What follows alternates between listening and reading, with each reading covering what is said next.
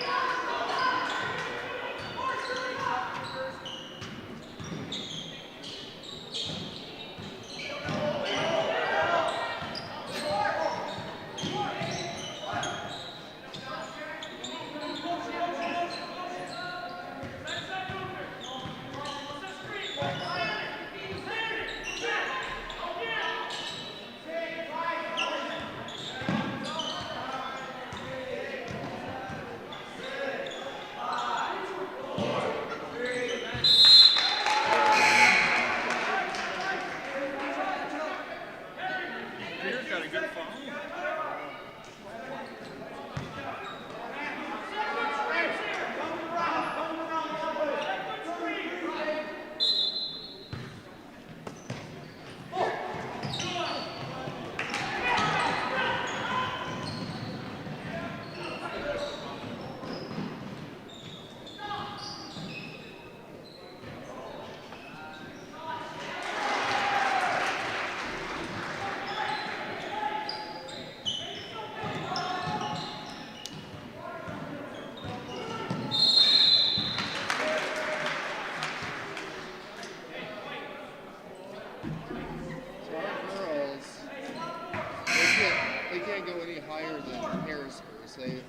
They'll be 4 at the highest.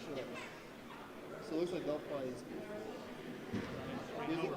These two teams play today, but even if they would just go down to 2.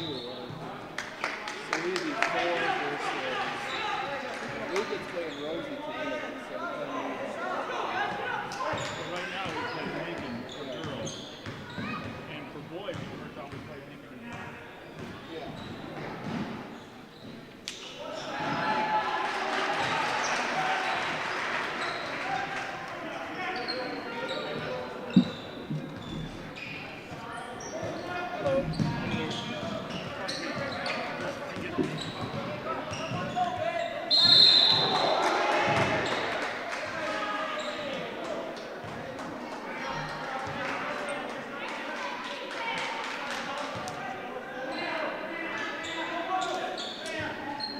Tied up in Grand Forks. Yeah. 14 all, third quarter. South Dakota State versus UND.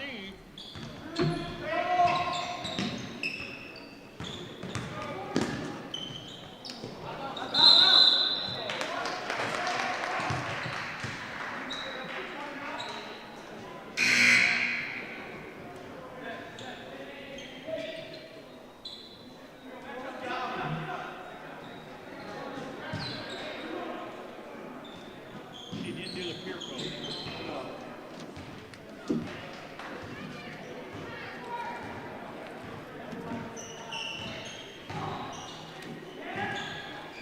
People love the trivia.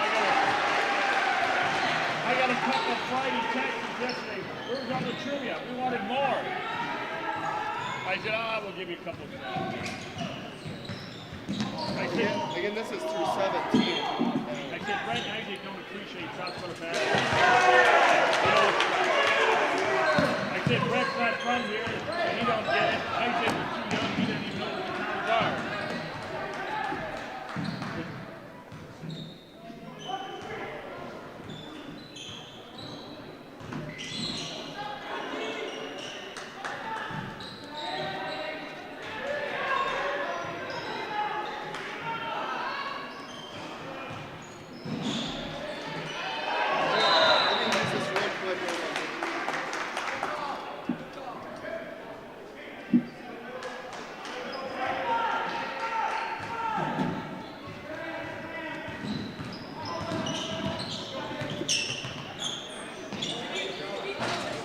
Matt's dad was over at Augie for years.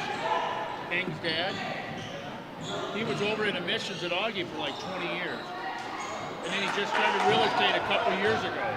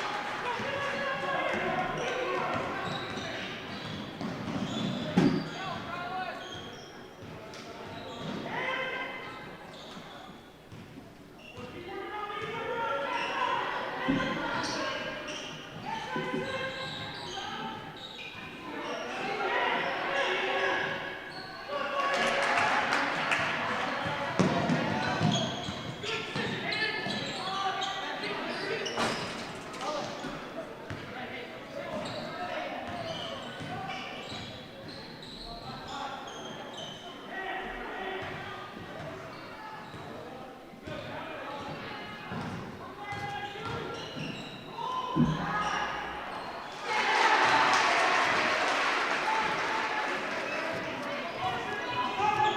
Michelle said we got 4 that can place in the top 4. That's really good for a goalie. 3. We have 3 going for state placing. I guess we probably a ball.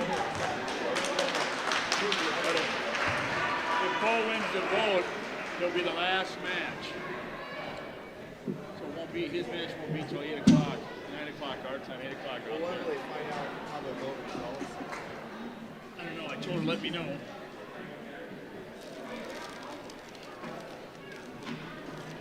I should look. I don't know when's the last time. You know when the last time Burns had a state champion wrestler?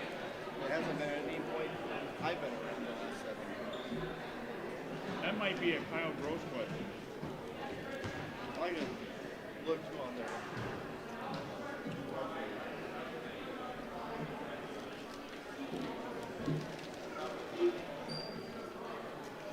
I had the script done at 1 last night, Dan. I figure I wouldn't send it to you at 1 a.m. Well, I wouldn't have heard it till this, you know.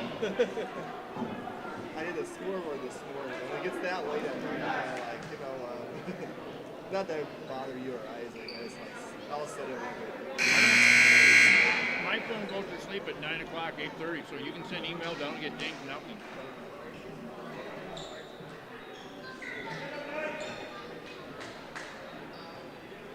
I was up in Menards by 7.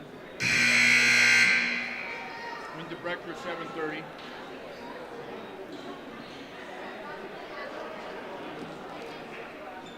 Then I'm going to go to Ronald McDonald House and work, but Kevin didn't want to work today. We're going to do it Tuesday night.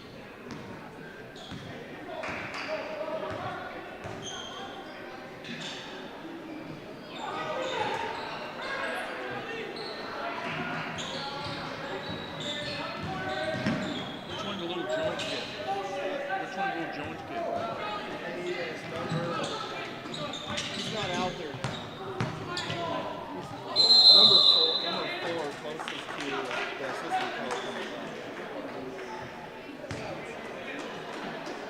Roby loved them pictures. Oh yeah. He texted me the other morning. I woke up and I'm like, oh okay. I thought we'd do some of her albums, so I had more time. I think just once you pick a new Isaac at the Washington game. Yeah, that was there the other night. You might want to go hit up for advertising for realtor. Corey Diggs. He's sitting over there.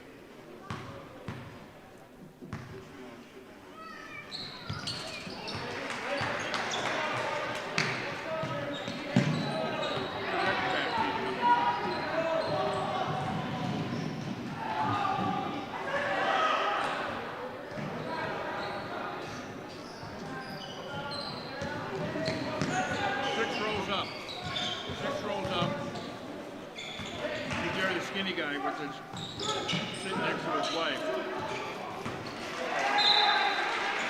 He's got his arms crossed, now he's holding his knee. Let's see. I'm in a state wrestling. So.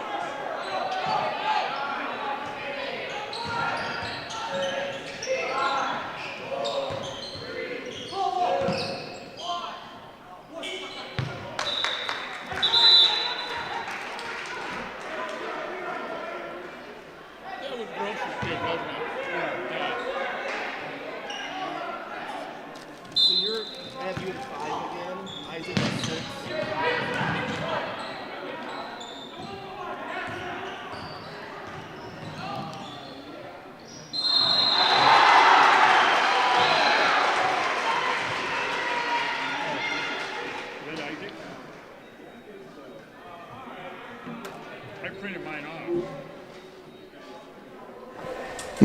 Mic check 1 2 3. 1 2 3 4. Mic check 1 2 3 1 2 3. We are in freshman A game. 59-54 O'Gorman. That works.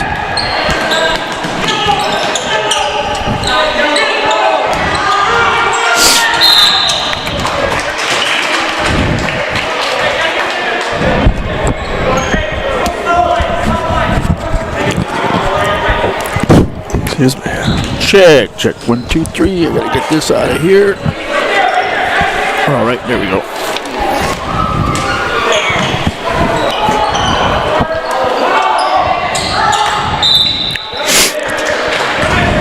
(59-54), 40.8 seconds to go in the freshman game. Knights on top. Gross, the son of our president of Bishop O'Gorman Catholic Schools, is at the line.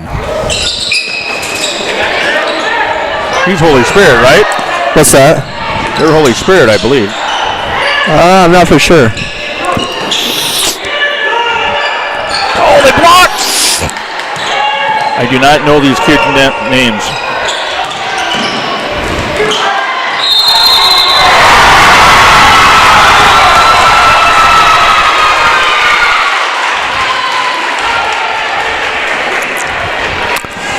And one opportunity for Pierre could make it a 2-point game, 22.8 seconds left. Can we have another overtime game in the game before the varsity game? Misses it. Theobald has it. Oh, and he gets fouled. Fragrant foul. Pushes him. So Henry Theobald to the line.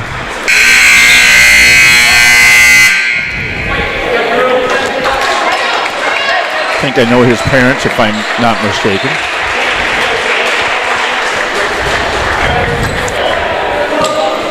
I think I played Santa Claus for him when he was a kid. Matter of fact, I know it is now.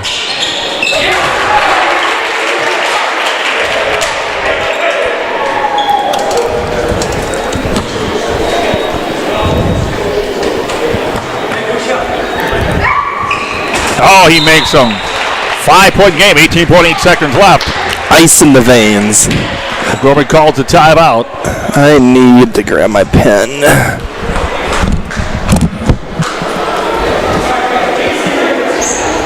We're looking for a good matchup this afternoon, folks.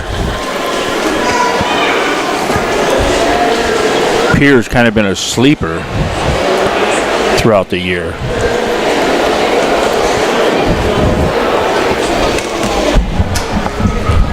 Pierre comes in at 7-11 on the year, kind of a sleeper team, and kind of don't take them too lightly. Pierre's tall, fast, and the Knights are going to have to play just like they played the last couple weeks. And it's senior day for the 7 senior boys for O'Gorman. Is that the biggest senior class we had on the varsity for a few years? We had a big one, I don't know if it was last year. Same this year, a couple years ago? Sophomores. Sophomore O'Gorman boys won 73-50. Finished the season 11-5.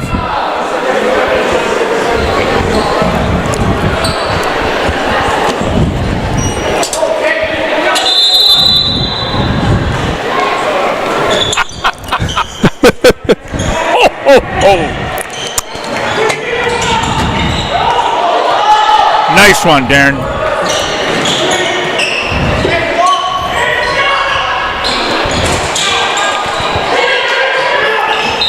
Oh, he gets pushed. Now it's Roosevelt 45, Lincoln 34. And girls? Yeah, 45-34 Rosie. To no one's surprise there. Daly's had a tough year over there. 4-13, they go in the Sodak 16. And they'll probably be coming over here Friday night. Oh, right on line, Dan. Write that score down. 61-56. The freshman A's for O'Gorman win. finish the year at what? Sophomores finish 11-5. Freshmen finish the year at... I don't know what this freshman group's record is. Producer, you're supposed to know all this stuff. All right, they're putting 20 on the clock, Dan, so me and you will get started here, and if Isaac comes up, he'll come up. Saddle up, folks. Here they come. The Knights are coming.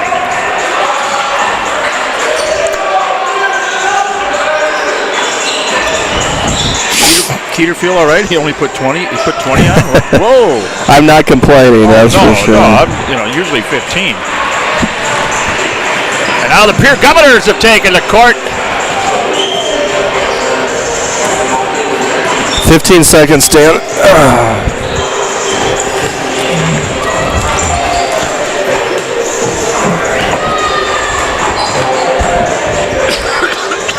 Excuse me. You're listening to a special presentation from the Real Presence Radio Network.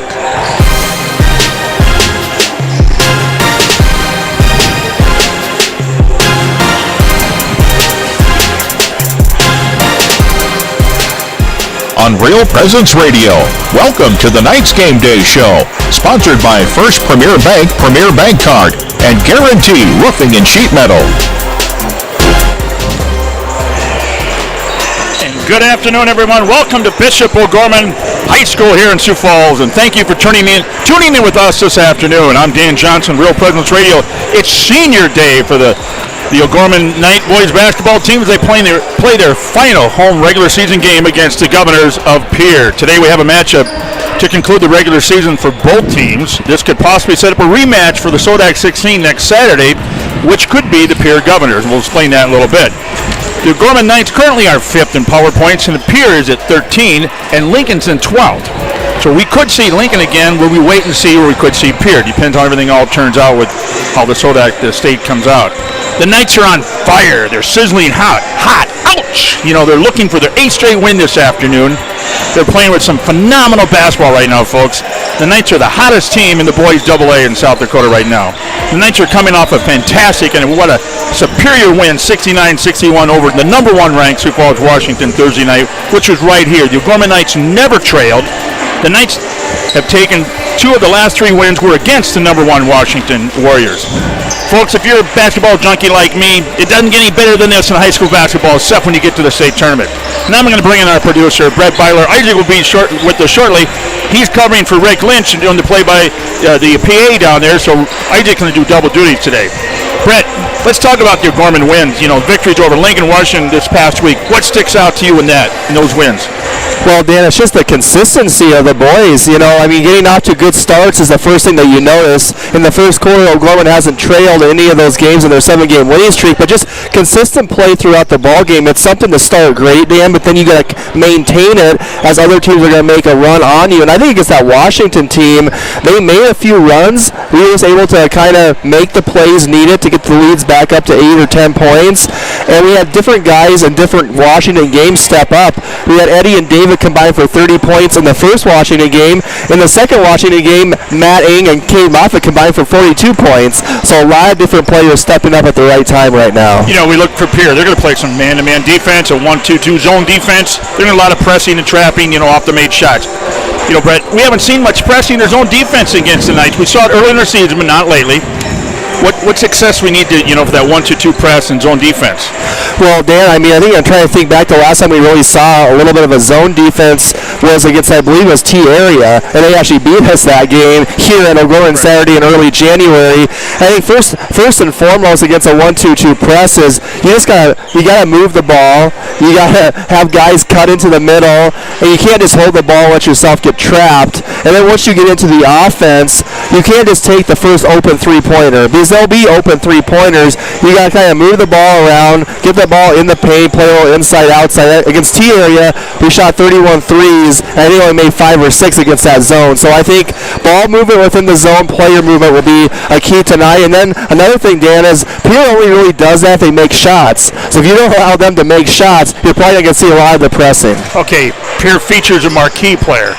He's 6'2" sophomore, Lincoln Kindholtz. He was the quarterback of their state title football team for the Pierre Governors. He's averaging 19 points a game, folks, and he has the ability to hurt you with the driving the ball and shooting threes. This kid is phenomenal for a sophomore. Brett, how important for us to really make him work for his points? What are we going to have to do to contain him? Yeah, absolutely, Dan. If a kid's averaging 19 points a game, you want to try to make him do it on about 15, 16 shots. You don't want him to get, say, 19 points on 10 shots, get 10 free throws, then get 5 or 6 assists, because he also averages 3 assists and 5 rebounds. He's a good, well-rounded player, but you just got to make it difficult. You'll probably see Renshaw on him quite a bit. You might see a couple other bodies on him, and then sometimes you might even switch up the defensive possession or two, but between him and Edmond, that's 30 points combined for those two. The rest of the team only averages about 23. So those are the two main players. Is first off, you can't let him get off and get hot, and secondly, if you can't let him get everyone else involved either. You know, we talk about the win streak, and I don't want to keep on that, but, you know, the past 3 weeks, 5 of those 7 wins have been against teams with winning records. They haven't, you know, so a lot of people say, well, yeah, you got 7, 8 wins, you know, who'd you play? Well, I'll tell you what, we played Washington twice, we played Mitchell, Aberdeen, and St. Thomas More, all ranked teams. How do you contribute to that? I just think a lot of it is hot shooting. A lot of it's just playing confidently, Dan. As you look at these boys, the body language of the team now, whoa, it's a 180 from back earlier this season. The Roosevelt Pentagon game, the T-area game here. Kids are playing confident. They're playing for each other. It's more team basketball. It's not individualized, your turn, my turn basketball. And I think all these players are happy for each other now that the roles are more defined. Roby has about an 8-person rotation now. It's not 10 or 11 as it was earlier in the season. And even the players on the bench not playing, they're calling out plays. They're contributing as well. So this team is becoming a real team right now. You know, and Coach Roby mentioned that in his post-game show Thursday night. That bench is critical, and that's what I wanted to talk about a little bit, bring up there as well, is that I tell you what, the guys on the bench, they're into the game. They don't, you know, they're right there. Like you said, they're calling out, they're seeing what they're seeing, they're letting their teammates know, and that really drives the guys while they're out there playing. Absolutely. That's very crucial for their success. So let's talk about the series history and the last time we played these Pierre Governors. All right, Dan, we weren't at the last time these two teams played because the girls played at the same time, but it was on January 7th of 2020 out in Pierre. O'Gorman had no issues with the Govs, winning 68-33, leading 20-4 after the first quarter, 37-9 at halftime, never looking back. Zach Norton had 15, Cole Hardy had 11, Gray Zabel, the great offensive lineman for Pierre, had 14 points in that ball game. I believe he's over at NDSU now playing football. Pierre shot only 24% in the game, and they had 13 turnovers, so shooting 24% with 13 turnovers, not a good combination there as well. Dan, this is a 19th meeting. O'Gorman leads 13-5, including 4 in a row. Pierre's last win was in the 15-16 season, 59-56 in Pierre. I think that was that Saturday afternoon game me and Kevin did on that cold afternoon in Pierre, if I remember right, in 15-16. Well, is that the one where we played in Central the night before? Yeah, and then we drove to Pierre. I was there. Yep. I was with you. I remember that was a chilly ride home, folks. That was yep, I remember that afternoon in Pierre. And that was a big comeback win by Pierre, if I remember right as well. So now, Dan, it's time for a scoreboard update. Can you let us know what other AA boys and girls games are going on today in the last day of the regular season? Okay, AA girls this afternoon. Sioux Falls Roosevelt was over at Lincoln, and that was a 1 o'clock start. Roosevelt won. They increased their record to 8-11. 45-35. Sioux Falls Lincoln falls to 4-13 on the year. Douglas is at Yankton, and that game was probably, we don't have an update, but that's probably in the middle of the first half. And then starting tonight, the AA girls, this is the matchup, the marquee matchup for the AA girls. It's Aberdeen Central, 17-2, or at Sioux Falls, Washington, 15-2. That's a 5 o'clock start. That'd be a good game to check out. And that's 1 versus 2 in power points as well. Correct. So in AA boys, you have Harrisburg at Brookings, 3 o'clock. Douglas is down playing Matt Moore's and the Yankton Bucks at 3:30. And Spearfish is at Rapid City Stevens. Sioux Falls, Washington is up at Aberdeen Central, number 1 in the boys versus Aberdeen. Aberdeen's 9-10. They're kind of a sleeper. And Sioux Falls Roosevelt will be at Lincoln, 7 o'clock start. Into the first quarter, Yankton over Douglas, 9-4. And that's in the girls' game. Yep. All right, coming up on the other side of the break, I got a chance to sit down with O'Gorman boys coach Derek Roby. We'll hear that interview from Coach Roby after the break. This is Knights Boys Basketball on Real Presence Radio. This is Mark Konzemius, president of the Catholic Community Foundation for Eastern South Dakota. Preparing for the end of life can be overwhelming, even scary. Yet as disciples of Christ, we live in great hope and the reality of God's promise that death is not the end, but a new beginning. The End-of-Life Planning Workbook for Catholics is now available. I encourage you to reach out to one of our Catholic Community Foundation offices or ccfesd.org. May God bless each of us on our journey to heaven. At Guarantee Roofing and Sheet Metal, we are guided by one simple principle. We do what we say we're going to do. We believe in ensuring our customers are happy with the work we deliver. Guarantee Roofing and Sheet Metal was established in Sioux Falls in 1981 and has been involved with installing more than 100 million square feet of commercial roofing across the Midwest. They have worked on businesses including schools, universities, hospitals, churches, and factories. For more information, you can call 605-331-5121 or online at guaranteeroofingsd.com. Being in business is not easy. Achieving profitability, doing what is right, and finding meaning are just a few of the challenges we face in today's workforce. The Catholic Men's Business Fraternity exists to help men in business be virtuous and integrated leaders. We do this by hosting monthly events that will help teach you how to take faith principles and turn them into business practices. To find out more about the Catholic Men's Business Fraternity, our events, or how to become a member, go to cmbfsf.org and begin to take your Sunday into Monday. Welcome back to the Knights Game Day Show, brought to you by First Premier Bank Card, and Guarantee Roofing and Sheet Metal. I'm now joined by O'Gorman boys coach Derek Roby. Coach, we got our second straight win in a matter of a week against a very good Washington team. Their only two losses this season have been to us, 69-61 on Thursday night. And I don't know if it's a pregame pep talk you give the boys or what it is, Coach, but it seems like it's the same pattern as they come out of the gates and it's 8-0 before the other teams know it. We made 3 straight shots against Washington again, getting out to a great start. Do you have any reason behind why your boys have just been coming out of the gates so fast of late? Well, it's all coaching, certainly. And I'm joking. I wish I had the answer, the formula, because obviously, you go through years where you struggle in that department. Right now, our kids are just playing really confident. They're playing unselfish basketball, and, we have a lot of weapons around the perimeter. I think that helps because it doesn't have to just be one guy trying to make all the plays. Just really proud of what they're capable of doing. Like I told after the game the other night, think about this team. One time they were 6-6. You even think back to the Yankton game right after Christmas. We scored 9 points at halftime. It is just crazy the progress these kids have made. I know one of the concerns going to the Washington game, Coach, was Camballo's penetration. You're going to put Rennie on him, which he guarded him a lot last night. I felt like Washington's, our offense to me just never quite got in a really big rhythm the whole game. What impressed you most about your defense's performance last night? Well, I think the thing that keeps sticking out in my mind defensively is our defensive rebound. If the team doesn't make it, it seems like we're getting the rebound, and that's whether that's against Washington or whether that was against Lincoln or Mitchell or whoever. It seems like we're keeping teams for the most part one and done. You have to compliment Eddie Myler and David and Joe Lynch and those guys just coming in. Even our perimeter guys, Rennie comes in and he jumps out of the gym for his size and he's getting a lot of boards, and we're just playing a little hard nose right now and a little tougher, getting some great sparks from guys. Here's the deal: we have a game obviously this afternoon that we're not taking lightly because Pierre is scary dangerous. We might face this team in a week to try to get back to a state tournament, so we're certainly not overlooking Pierre, and we're pretty dialed in and focused with the task at hand because we want to finish what we've started here in the last few weeks and continue to roll. Coach, tonight is senior night. We'll take on Pierre. Before we get to the game, can you just talk about the 7 seniors on your squad and what they've meant to your program over the past 4 years and what's been like for you to coach this group of guys? I've always said this, that you're only as good as your seniors.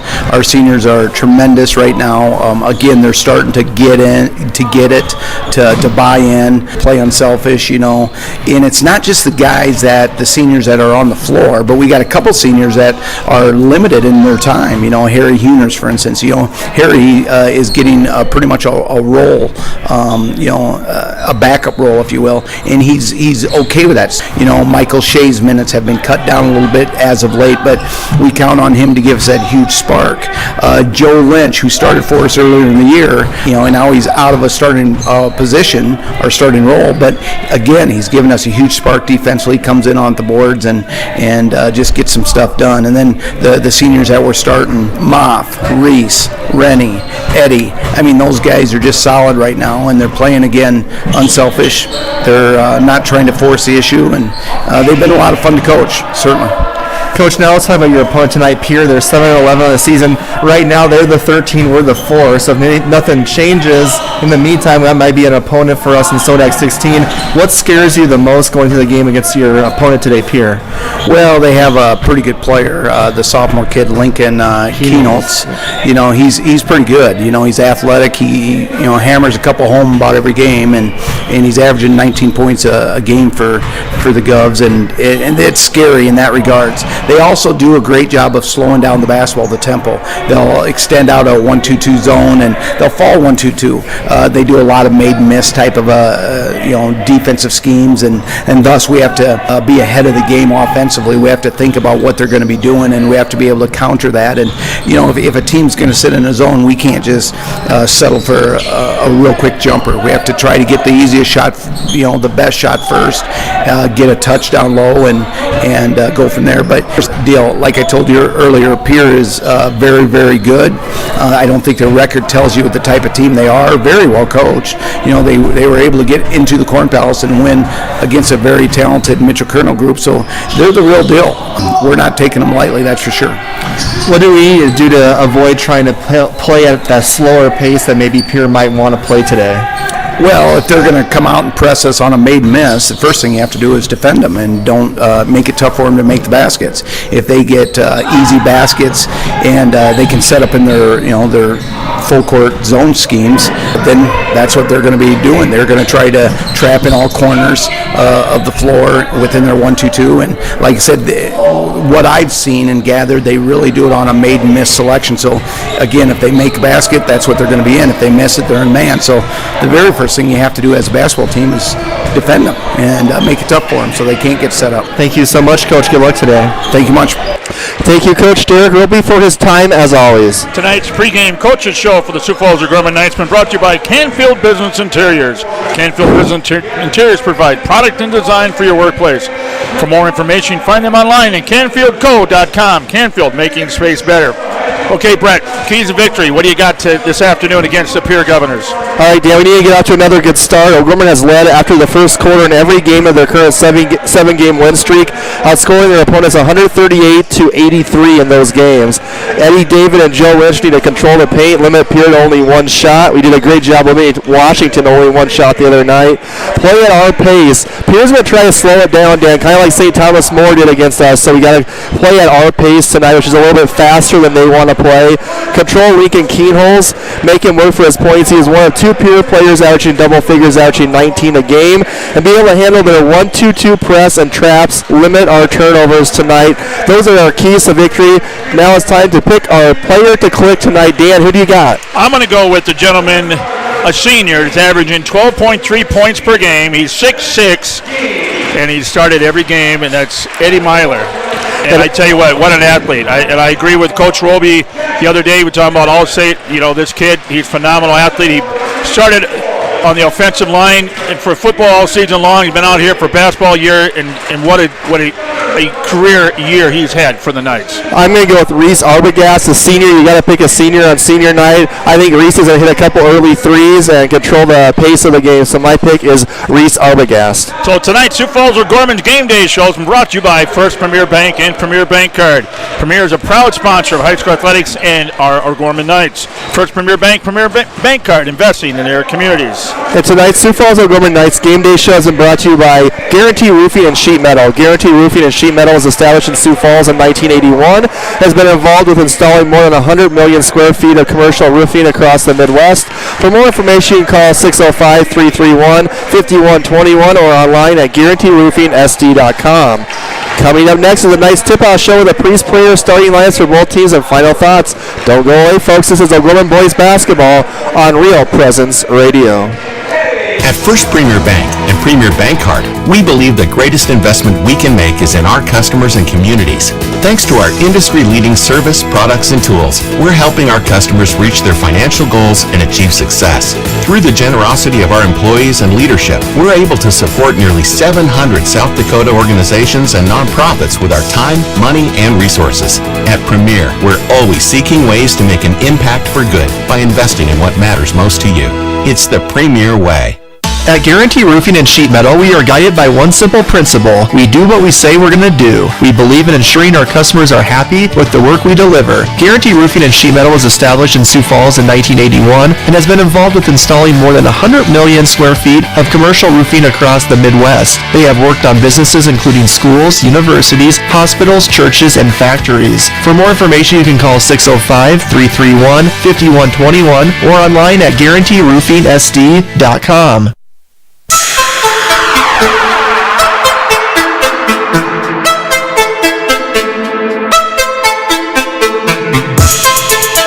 On the Real Presence Radio Network, O'Gorman Knights Basketball is on the air. Brought to you by Catholic Family Services, Catholic Community Foundation of Eastern South Dakota, Bishop O'Gorman Catholic Schools, McGuire Iron, Sioux Equipment Company, Arendorf Family Chiropractic and Wellness, Canfield Business Interiors, the BB Agency Knights of Columbus Insurance, Barnett Lewis Funeral Home, Ide Bailey, First Premier Bank Card, Pizza Ranch and Fun Zone Arcade on 41st Street, Guarantee Roofing and Sheet Metal, Crossroads Book and Music. Tip-off to tonight's game is just moments away. With all the exciting action of O'Gorman Knights Basketball, let's go to the gym.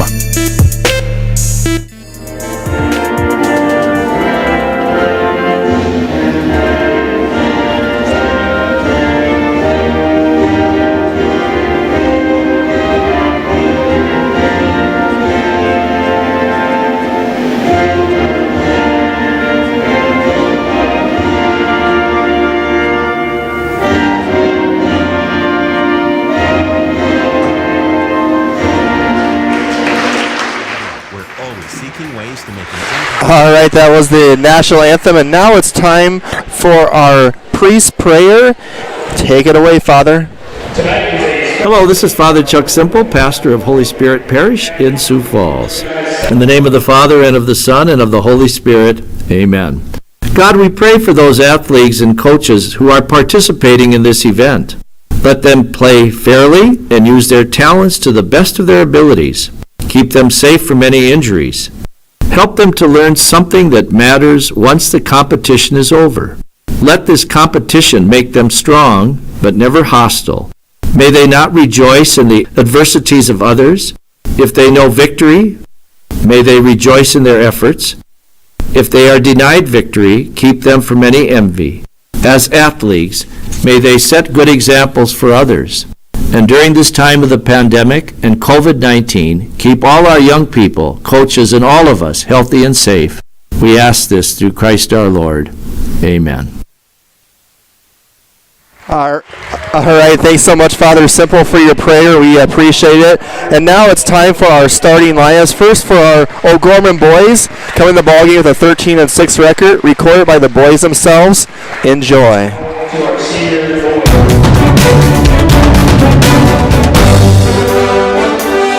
Cade Moffitt, number 3, 6'3", senior guard. Reese Urbias, number 15, 5'10", senior guard. David Opers, number 34, 6'6", junior center. Ben Renshaw, number 4, 5'11", senior guard. Eddie Myler, number 44, 6'6", senior forward center. All right, and the Pierre Govs tonight will be starting Lincoln Keenholz, number 3, a 6'2", sophomore guard. Number 10, Matthew Hansen, a 6'3", junior guard. Number 13, Bennett Dean, 6'2", senior guard. Number 24 is Jackson Edmond, a 6'5", sophomore forward. And also number 34, Houston Lundy, a 6-foot senior forward for the Govs, coached by Terry Becker in his 17th season. With senior night festivities going on the court, we're going to take a 60-second commercial break, and we'll be back for the start of the O'Gorman boys game against the Pierre Governors, and that's coming up next. Don't go away, folks. Need repairs on gas pumps, tanks, and air compressors? Sioux Equipment Company can help. They serve Sioux Falls and the surrounding areas. Sioux Equipment Company also offers services for lifts, signs, decals, and tank truck equipment. Sioux Equipment Company at 605-334-1653 is a supporter of O'Gorman Knights athletics and activities. Pizza Ranch and Fun Zone Arcade on 41st Street in Sioux Falls has something for everyone. They offer a buffet featuring salad bar, pizza, and chicken. Pizza Ranch has a spacious dining room as well as 8 party rooms to fit any size group. You can also order online and they will bring the experience to you. Pizza Ranch, located across from O'Gorman High School on 41st Street, can be contacted by calling 271-8646. Pizza Ranch is a strong supporter of O'Gorman Knights athletics and activities. Your family is depending on you to provide financial security for them. The Knights of Columbus can help you with insurance solutions such as disability income, long-term care, both term and whole life, annuities, retirement, and estate planning services. Join the Knights of Columbus today at kfc.org/join us for access to all these insurance services. Call the BB Agency at 605-882-8689. That's 605-882-8689. Did you know you can listen to the RPR network when you're on the go? Just search for Real Presence Radio in your app store. Listen live to any station across the network at any time, so you can stay connected to your local community from wherever you are. Plus, if you miss a program, the Real Presence Radio app is your one-stop shop for local and national podcasts, including our signature show, Real Presence Live. The Real Presence Radio app, with you every step of your faith journey. Hey, welcome back to the O'Gorman High School this afternoon.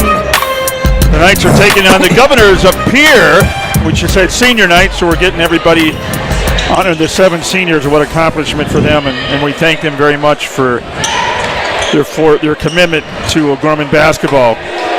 We ready to tip off. Now we're joined by, doing double duty today, did the PA announcer. Here's Isaac Struck with the call of the game. The Knights will win the opening tip-off, and we'll start with the basketball on the offensive end. Ben Renshaw over on the right wing up top to Arbogast, swings it over to Moffitt. Arbogast works it over to Renshaw on the right wing. Pierre comes out in a zone defense as expected. Moffitt drives baseline up top to Renshaw. Steps into an elbow jumper, and it's good. Hey, who's your pick to click? I had Eddie, he had Reese. I'll go with Renshaw. Okay. So Pierre will have the basketball on the offensive end. That's Edmond over on the wing. Works it over in the corner with Lundy. Off the dribble up top. Pierre working it around the perimeter. That's Hansen over now to Dean. Up top to Keenholz. Flips it over to Dean, and with 10 seconds on the shot clock, Pierre has it over on the left wing. Driving baseline now, that's Edmond. Up top to Lundy. Three-pointer, no good. Rebound goes to the Knights. It's Arbogast up to Moffitt down the wing. Moffitt pulls it back out and then drives baseline. Cuts his way into the hoop, gets his shot blocked. Edmond on the block there for the Governors. You got a breath running up here? Well, my goodness, I was announcing every senior on the floor, all 7 of them, and a characteristic to describe them, then jogged up the stairs right as tip-off happened. And I want to talk about Senior Day a little bit when we get a break in the action. Moffitt flips it over to Renshaw on the wing. He'll dump it off inside to Myler. Myler backs a defender down up off the window, and it's good for 2. Keenholz brings it across the half-court line for Pierre. He'll toss it over to Dean. Dump off inside to Keenholz, who spins a pass around the baseline to Lundy. Can't get it to go. Renshaw up to Moffitt in transition. Moffitt nearly lost it, almost out of bounds. Saved it over into the hands of Alpers in the corner. Up top to Renshaw, swinging it around the perimeter. Arbogast steps into a 3. Off the iron, no good. Rebound inside by Eddie. Goes up for 2. He's fouled, and will head to the line for 2 free throws. Fouls on Edmond, I believe. Eddie takes that to the basket like that. He's going to have that all day. Eddie's got position on him. First one is good. 5-0 now, Knights.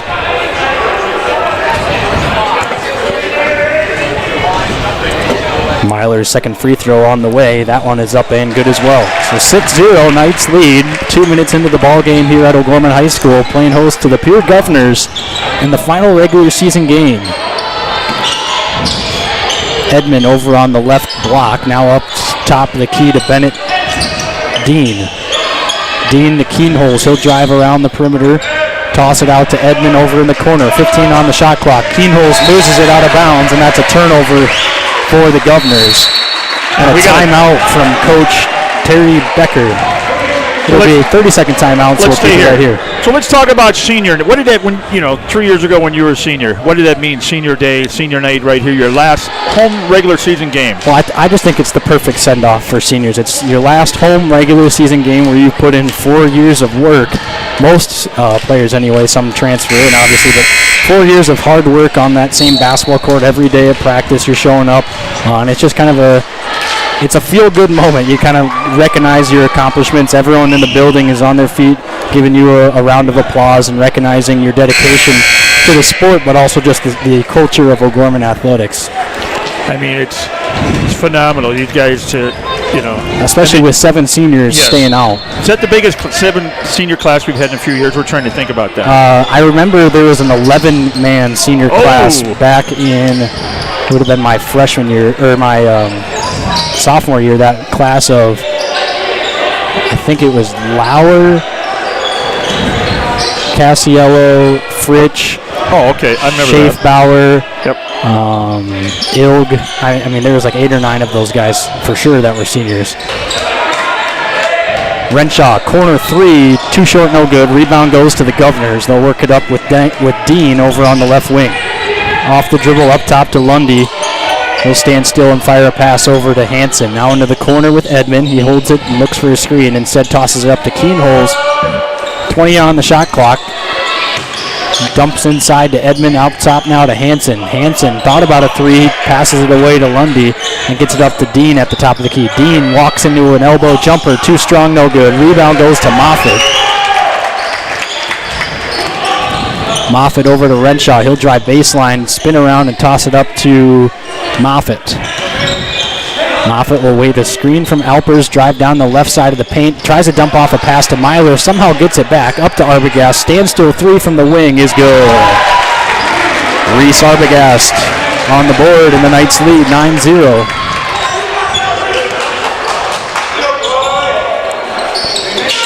Dean from the wing, three-pointer is good. Bennett Dean buries a 3 from the left wing.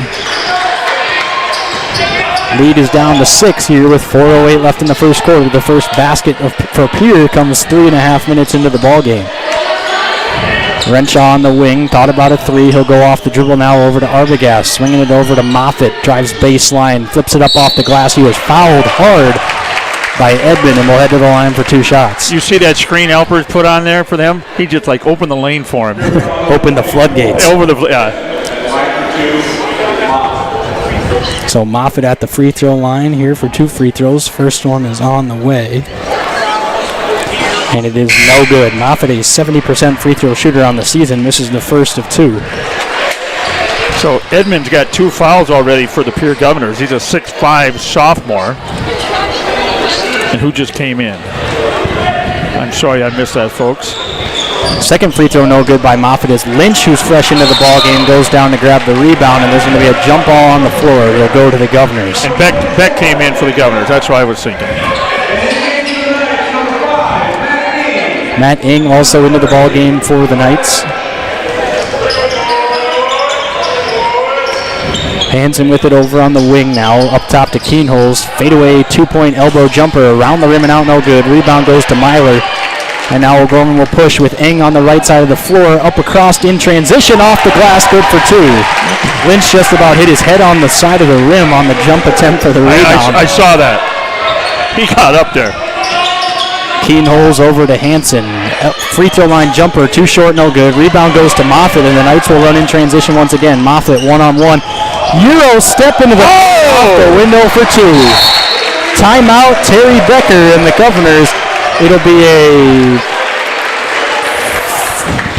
30-second timeout.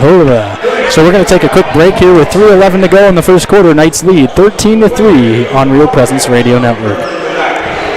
Hi, this is Father Jordan Sampson, pastor of Christ the King Parish, located at 26th and Lake Avenue in Central Sioux Falls. And I'm Julie Kolbeck, the principal at Christ the King Elementary School. Christ the King School is the perfect spot for your child to receive an affordable, Christ-centered education. To learn more, call 605-338-5103. Whether you desire a Catholic education for your family or are looking for a spiritual home, we look forward to you joining us at Christ the King. Wrestling trivia. Welcome back to O'Gorman High School, home of the O'Gorman Knights, as they lead the Governors 13-3 here in the opening quarter of action in the final regular season game of the year for both of these squads. Now into the game for the Governors is Merkwan. Keenholz flips a pass over to Dean. Standstill three from the wing is good. Bennett Dean with all 6 points for the Governors, and it's 13-6. Knights on top still here in the first quarter. Shea is in for the Knights. Chris, how many times do you see a coach have 2 timeouts within the first 5 minutes of a ball game? Eng, standstill three off the front of the iron, no good. Rebound off of the Knights. Thought that was off the Governors. So Dean inbounds it to Keenholz. Guarded by Shea. Flips a pass over to Hansen over on the wing. Uses a screen from Beck. Up top to Merkwan and now over to Keenholz. Keenholz pull up three. Off the side of the rim, no good. Rebound goes to Myler. And Arbogast will push up the right wing and then dribble over to the left side. Ing, wide open left wing three. Off the front of the iron, no good. Rebound goes to Pierre. Keenholz, baseline pass to Merkwan, who will then pull it back out. Toss it up top to Dean, swings it over to Hansen. That three-pointer well off the mark into the hands of Shea. And the Knights clear the rebound. 1:50 to go in the first quarter, 13-6, the Knights on top. Thanks for listening to us this afternoon. Myler, turnaround hook shot off the glass is good for two. 15-6, Knights on top. Myler with 6. Hansen over on the wing, guarded by Lynch. He'll drive middle now into the lane, spinning hook pass off the mark into the hands of Shea. And now Arbogast to Lynch in transition. Lynch, pump fake out to Arbogast, swings it to Shea. Shea faked the one more, then drove inside. Floater no good. Rebound by Myler, easy off the glass for two.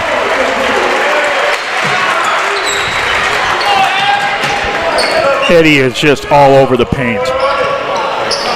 Keenholz comes off of a screen there, cuts his way into the paint, up off the glass. He was fouled a couple of times. And then Keenholz rolls to the floor. He'll head to the free throw line for two here. And Joe Lynch is right over to go pick him up. So Keenholz, the star-studded athlete out of Pierre, the quarterback of the football team, and the 19 points per game scorer on the basketball team, is a 73% free throw shooter. He'll go to the line for his first and bury it. Good athlete. The Governors won that state title game way back in November. Well, they won 2, didn't they? Yep, 2, but this was his first year of quarterbacking. Won the Joe Robbie MVP. Second free throw rolls around and in. 17-8, just under a minute to go here in the first quarter. Arbogast walking it across the half-court line. He'll use some help from Eng, and now dribble over to the right wing is Eng. Up top to Arbogast. They'll swing it around in the zone here. Eng thought about a three, then steps over to the left side, drains it from the right wing. Eng gets his first three to fall there on his third attempt, and he's on the board with 5.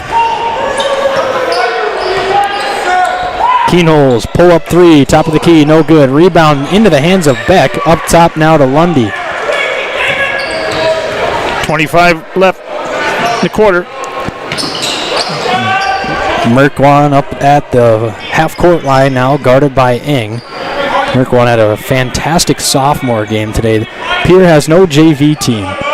So the games today were the sophomore and the freshman game in the main gym as Alpers sends away a shot attempt as Dean then chucks one up at the buzzer. Lynch goes to grab it. There's .8 on the clock, and it's going to go to the Knights here.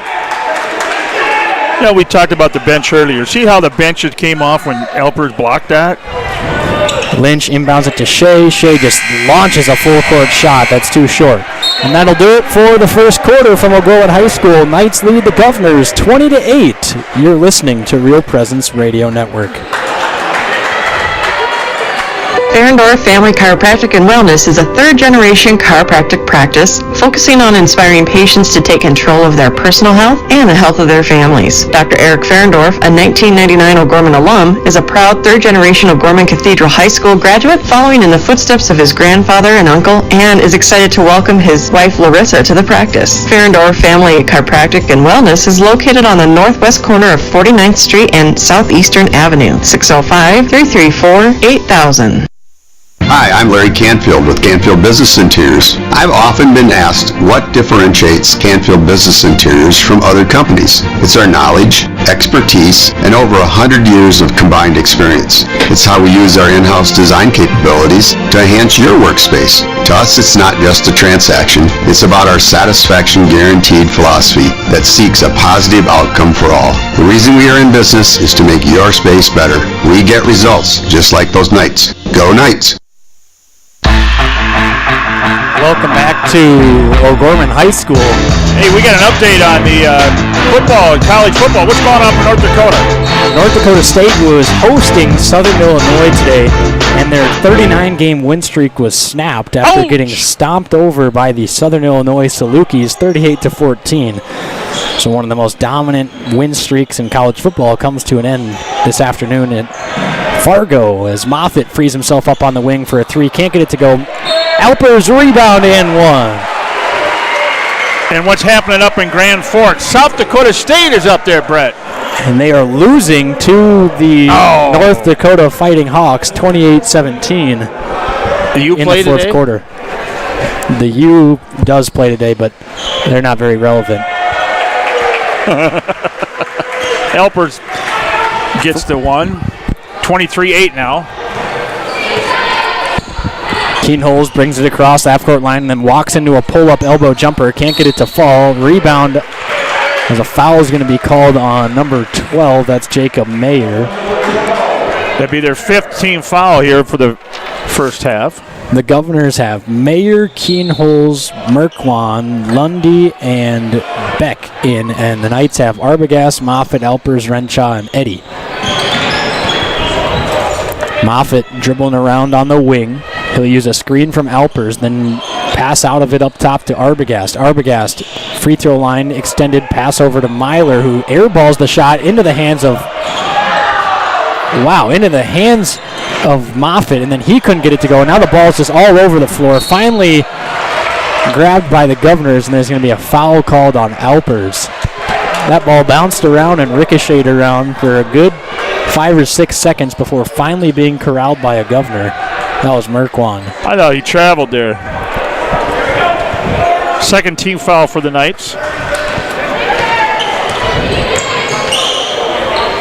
So Mayer up top to Keenholz. He'll use a screen from Lundy.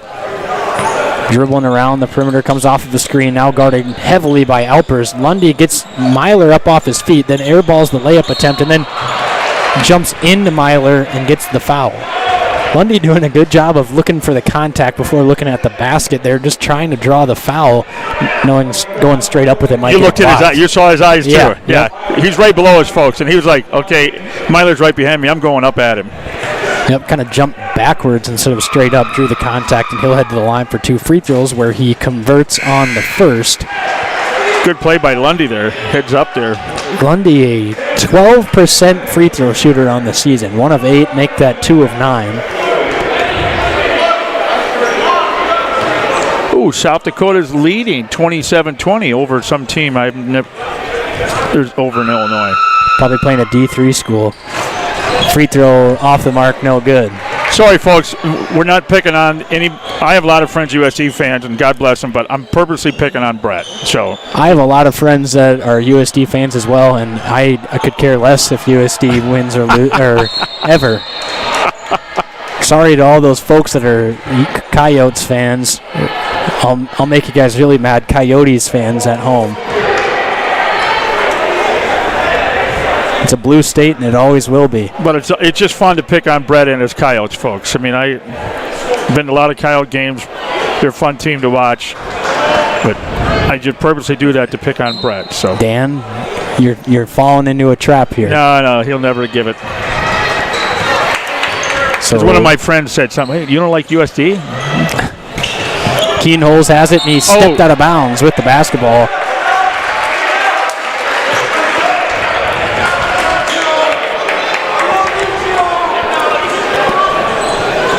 Arbogast over to Renshaw. Back to Arbogast as they play a little two-man game to get it across half court. That extended zone press from the Governors. As Lynch finds Moffitt in the corner. Moffitt drives baseline, scoop shot up off the glass, and then a flip in by Joe Lynch. Followed up the shot and just slapped at it and got it to fall. A large crowd on senior night here for the Knights. Mayer somehow corrals it, flips it out to Beck. Fadeaway three-pointer by Keenholz is too strong, no good. Renshaw over on the wing. Walking around up top to Moffitt. Moffitt drives into the paint, kicks it out to Renshaw. Straightaway three from the corner is good. Renshaw had his feet set waiting for that one and buries the three. It's 28-9. Knights on top of the Governors here early on in the second quarter. Biggest lead.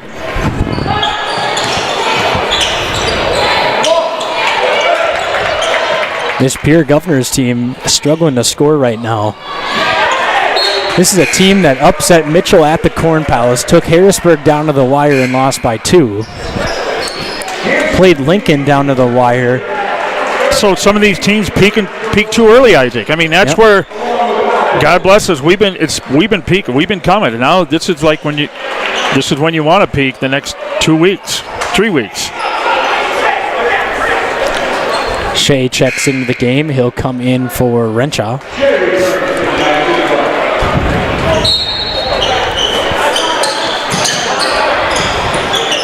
Dean has it on the wing now, up top to Hansen, and they'll swing it around to Mayer. Mayer over to Dean. Up top to Hansen, he'll dribble his way into the paint. Free throw line, jumper off the front of the iron, no good. Rebound goes to Shea. Shea will dribble it up the floor, kick it over to Eng in the corner. Eng off the dribble over to Moffitt. They'll swing it around again, and this time to Lynch. Drives baseline, flips it out to Moffitt. Standstill three, that one's short, no good. The rebound goes to Edmond. Edmond playing with 2 fouls here for the Governors. Hansen in the corner up top to Edmond. He looks into a 3, and he drains it from the top of the key. Nice shot there by Jackson Edmond, the 6'5 sophomore.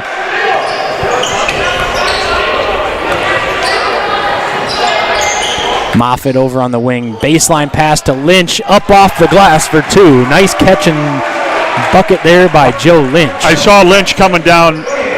I knew where it was going. That was nice textbook. Mayer uses a screen from Beck, kicks it to the corner to Dean. He'll drive around to the top of the key and flip a pass over to Hansen, now inside to Edmond. He's got it just inside the three-point line, and once again, Pierre will work it around the perimeter. Now reverses it to the right wing. Three-pointer is good by Hansen. Matthew Hansen, the 6'3 junior, buries a 3 from 2 feet behind the line over on the right wing. And now the Knights get a little careless with the basketball as Shea dives to the floor to save it. Renshaw will come in for Moffitt.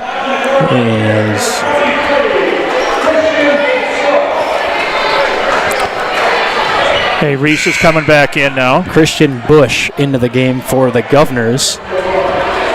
Arbogast back in for the Knights. Shea, Moffitt, and Myler on the bench. Eng, Renshaw, Arbogast, Elpers, and Lynch into the game for the Knights.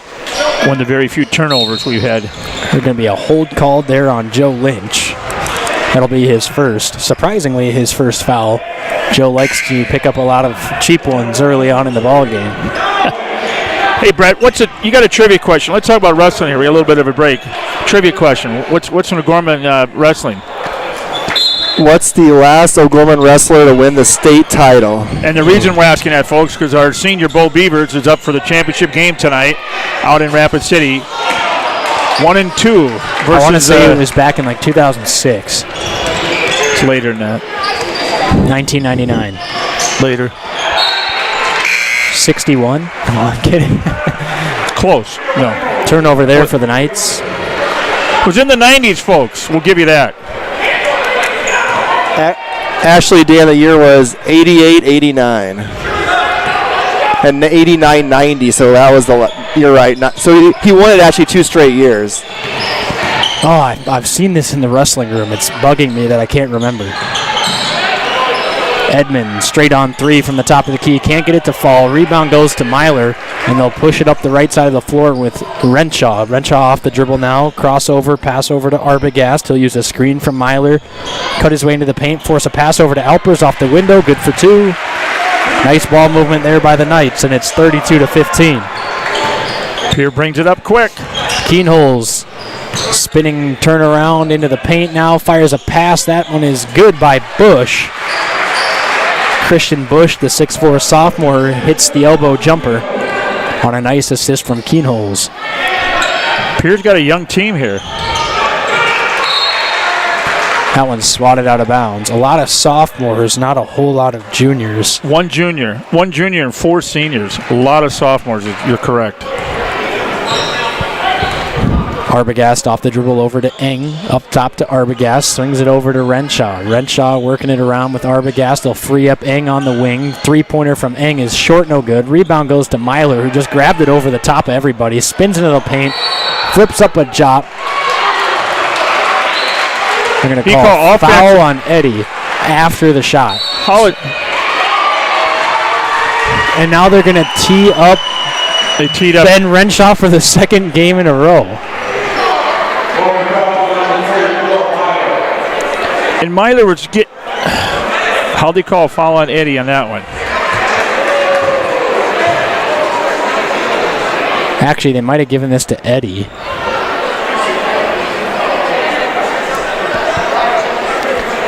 Eddie was going for the ball. Renshaw pleading his case, but I think they're, well.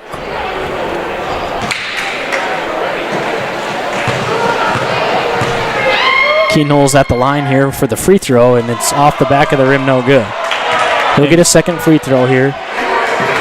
And Roby and the referee are still having a nice, cordial chat over there. So the technical foul did go to Renshaw, who was completely blindsided by the call there. It looked like he was about as amazed as anyone.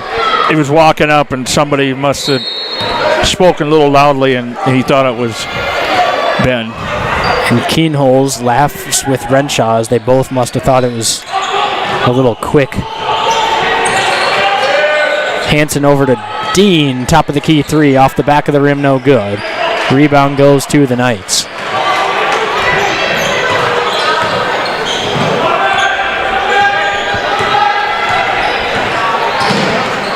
(32-18), minute 48 to go in the half. Knights on top. Dump off inside to Alpers. Spinning turnaround hook shot is good. What a finish by David Alpers. Oh, that's textbook. Leapt off his feet from the right block and finished on the other side underneath the basket with a little hook and bank off the window. Alpers leads all scorers with 7. Keenholz over on the wing, guarded closely by Renshaw. He'll come off of a screen, try to dump a pass down inside to Bush. Too hot to handle, and Moffitt will check into the game for Renshaw. Excuse me, Eddie's got 8. My bad.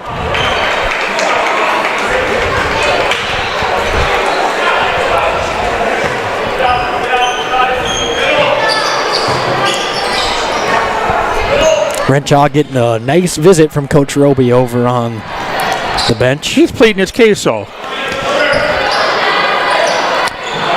Dump to Lynch inside, who swats it out to Arbogast, then dumps it inside to Alpers, and Alpers is going to head to the line for an and 1.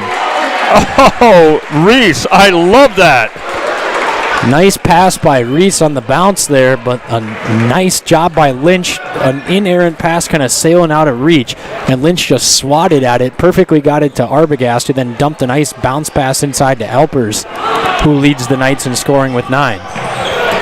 Keenholz in transition now. Will work it around at the top of the key. Swing it over to Dean on the right wing. Dump inside. Stolen away by Alpers, who then barrels into the bleachers. Hits the post there. Ouch. Ouch.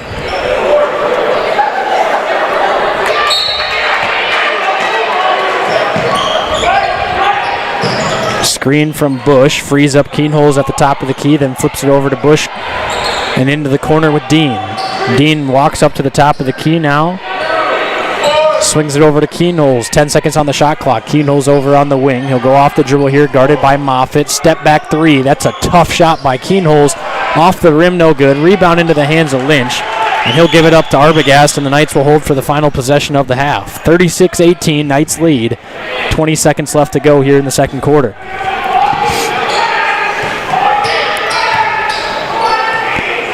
Arbogast off the dribble, 10 seconds to go in the quarter. It's going to be a foul called on Dean. His first, team fifth. Checking in for the Governors is Denton Beck. He'll come in for Jackson Edmond, who had those 2 fouls, and will take a seat. Corner to Eng. He'll drive near the paint, then tough floater off of 1 foot. Can't get it to go. Rebound saved by David. Flips up a shot. Can't get it to go. Lynch tried to follow it up and didn't realize he had enough time to come back down with it. Slapped it up at the glass. Couldn't get it to fall. And that'll do it for the half. So here from O'Gorman High School, Knights on top, 36-18 over the Pierre Governors. Stay tuned for the halftime show after the break on Real Presence Radio Network. Pre-planning a funeral is a wonderful gift for families. I'm David Lewis of Barnett Lewis Funeral Home, a family-owned and operated service to the community. Our goal is to make arrangements with families comfortable when they decide what their wishes are for funeral services. I will listen to all needs and offer choices for funeral arrangements and make sure all questions are answered. Barnett Lewis Funeral Home can be contacted at 336-0707 or by going to barnettlewis.com. Eide Bailey, a public accounting firm, provides tax, accounting, assurance, and business advisory services to clients across the nation. With offices in Sioux Falls and 40-plus locations in 15 states, Eide Bailey is the workplace for 2,500 professionals. The firm has been serving clients for over 100 years. You can contact Eide Bailey online at eidebailey.com. Eide Bailey is a proud supporter of O'Gorman Knights athletics and activities and the Real Presence Radio Network. Your family is depending on you to provide financial security for them. The Knights of Columbus can help you with insurance solutions such as disability income, long-term care, both term and whole life, annuities, retirement, and estate planning services. Join the Knights of Columbus today at kfc.org/join us for access to all these insurance services. Call the BB Agency at 605-882-8689. That's 605-882-8689. At Guarantee Roofing and Sheet Metal, we are guided by one simple principle. We do what we say we're going to do. We believe in ensuring our customers are happy with the work we deliver. Guarantee Roofing and Sheet Metal was established in Sioux Falls in 1981 and has been involved with installing more than 100 million square feet of commercial roofing across the Midwest. They have worked on businesses including schools, universities, hospitals, churches, and factories. For more information, you can call 605-331-5121 or online at guaranteeroofingsd.com.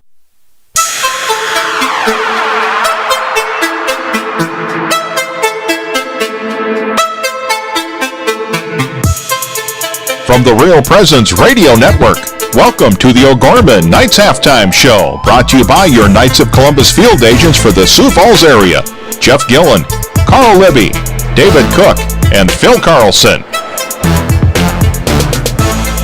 Hey, welcome back here to O'Gorman High School this afternoon. The Knights lead the Governors of Pierre 36-18 at half. It's been all O'Gorman the whole first half, Isaac. Yeah, and you kind of would have expected that, just coming out with a little more juice here. It's senior night. You've got a good crowd behind you, afternoon game. You've on a 7-game win streak. Pierre kind of struggling, and they struggle continues from the field for Pierre. Their best player, Lincoln Keenholz, who's a good percentage or a good points per game on the season, really struggling so far tonight, only with this afternoon with 3 points. But yeah, it's been controlled by O'Gorman, and the most surprising, but the most impressive part has been the offensive rebounding. Alper's collecting about every single rebound you could ask for in the inside. Joe Lynch following up some as well, and Myler doing a really good job as well. I don't think they can, with them three in there, I'm going to call it the twin towers, the triple towers. With them three in there like that, I'm not sure if Pierre's going to get a rebound. Yeah, it'll be tough. It's going to be tough because they're just jumping all over that one and the way that Albert's is taking it to the hoop there, and I just love it. Yep, absolutely.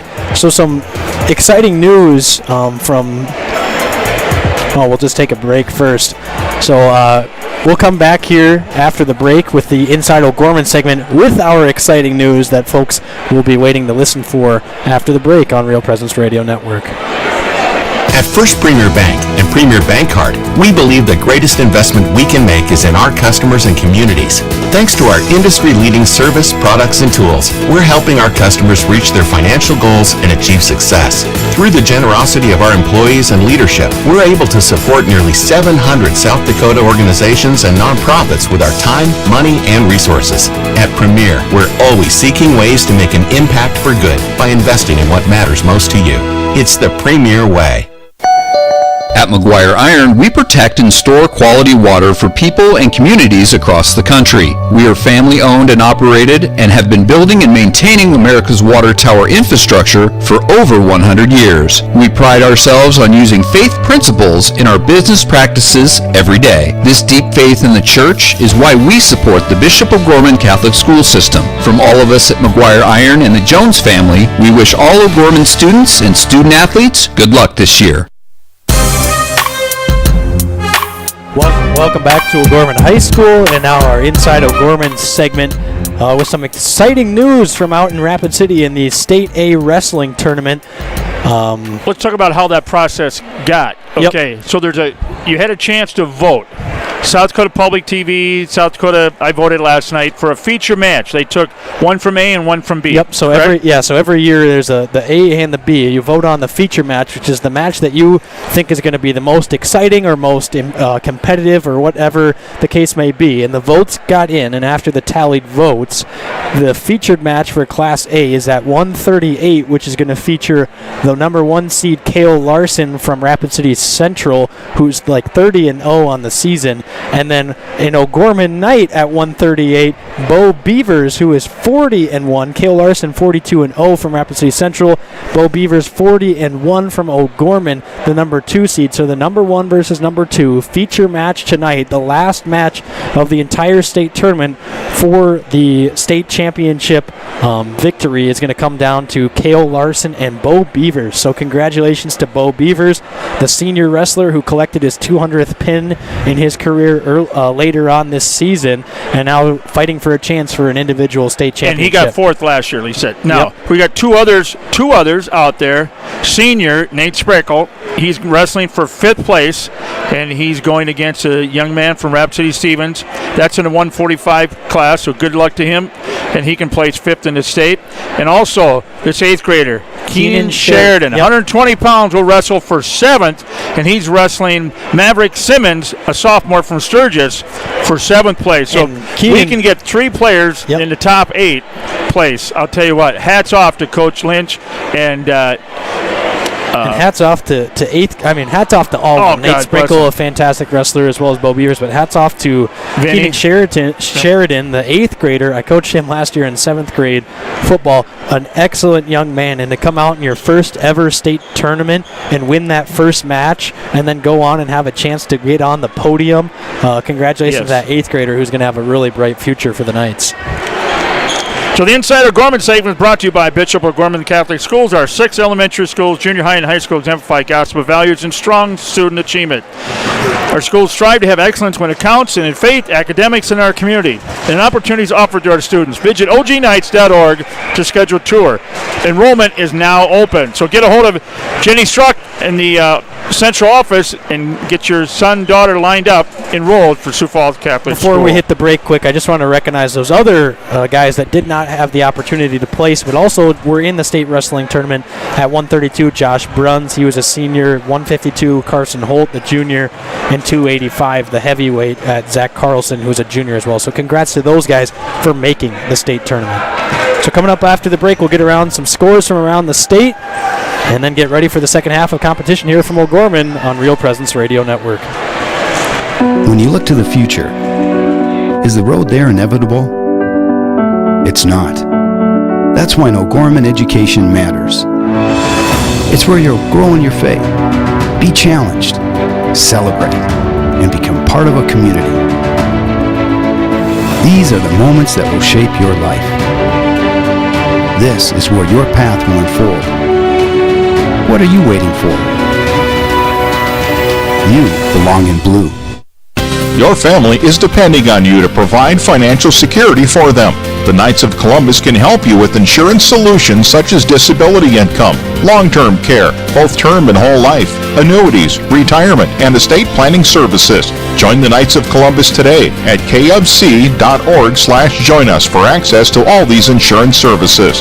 Call the BB Agency at 605-882-8689. That's 605-882-8689. Welcome back here. We'll get to some other scores across the state. Let's go boys. Harrisburg's all over Brookings, 37-22 minutes to go in the half. And again, Washington Central play tonight. Yankton Douglas, Stevens, Spearfish, and Roosevelt Lincoln. And in girls, this afternoon, Roosevelt all over Sioux Falls Lincoln, 45-34. And a final down in Yankton. Yankton 46, Douglas 19. And the big marquee matchup, we said that word marquee a few times, is Aberdeen Central. Is at Sioux Falls, Washington. The battle of the bottom two teams and the battle of the top two teams in the state this afternoon. Yankton, that 17 spot, just kind of walloping that last seed in Douglas. Yankton, I don't know if they'll have enough seed points in order to make it. Brookings would really have to have a horrible loss and a low seed point loss. So I think both those teams are eliminated, but that Aberdeen Central Washington game is going to be fantastic. I'm going for Central over Washington tonight. So you're ready to start the second half. Here's Isaac Struck.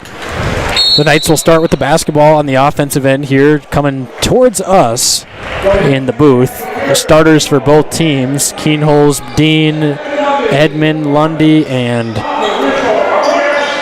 Hansen, I believe that was, and then the starting five for the Knights. Moffitt in the corner, three-pointer, hits the side of the backboard, and then it gets pushed into the bench. No foul call on after the shot there is now Hansen tosses it up to Edmond. Edmond swings it over to Dean, working it around with Lundy in the corner now. Lundy pass up to Keenholz with 20 on the shot clock, working it around. Hansen inside to Edmond. Dumps it off to Lundy, gets Myler off his feet with the pump fake. Frees up Dean on the left wing. Three-pointer off the mark, no good. Rebound goes to Arbogast. Arbogast will use a screen from Alpers, cut his way into the paint, dump off inside to Myler, was stolen away, and then on the floor, they'll wrestle for it, and Arbogast somehow saves the possession. No shot clock reset. 15. Moffitt. Baseline shot is swatted away by Edmond. Hey, tonight's halftime show was brought to you by the Knights of Columbus, a BB Agency, supporting Knights of Columbus Insurance for South Dakota, Minnesota, Northwest, and Iowa. Long-term care insurance, call the BB Agency, 882-8689.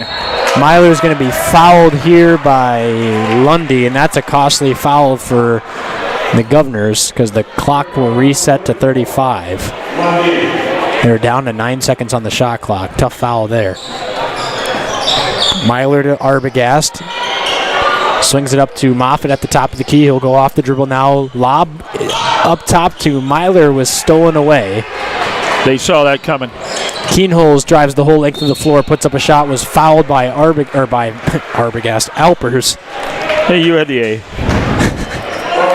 So that'll send Keenholz to the line. Like we mentioned, only has 3 points so far on the afternoon. Their leading scorer averaging 19 points a game. His first of 2 free throws here, first one is good. And Pierre's been we talked over the break there, Pierre's been a second half team. Pierre's second free throw there by Keenholz is good. It's 36-20. Yeah, used a 16-0 third quarter last week against Brookings. As Moffitt here in transition throws a bounce pass, nicely defended by Pierre, and now a foul is going to be called on Lundy. That'll be his third. This is gut check time for the Knights and the Governors here. Pierre down by 16. I mean, they're not really going to shift anymore in the standings. Probably going to be locked in at that 11 seed, so this is just kind of supposed to build some momentum here for the Governors. Unless they can pull off the upset here, then that'd be a huge 50-point win. Myler underneath off the window, good for 2. Keenholz will walk it across the half-court line for the Governors. Over to Edmonds. Swings it to the corner. That's Hansen. Drives into the paint. Now kicks it out to Lundy, who can't save it before it goes out of bounds.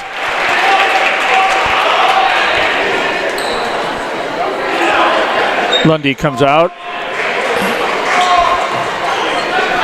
Merkwan's in.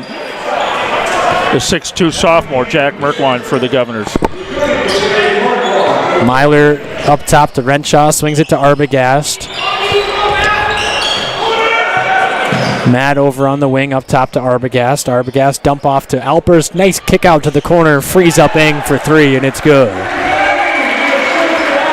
Textbook offensive movement there, frees up Eng, and the El Matador over on the bench, the Knights bench squad, while he's providing the celebrations, had the bull running through the towel over on the bench.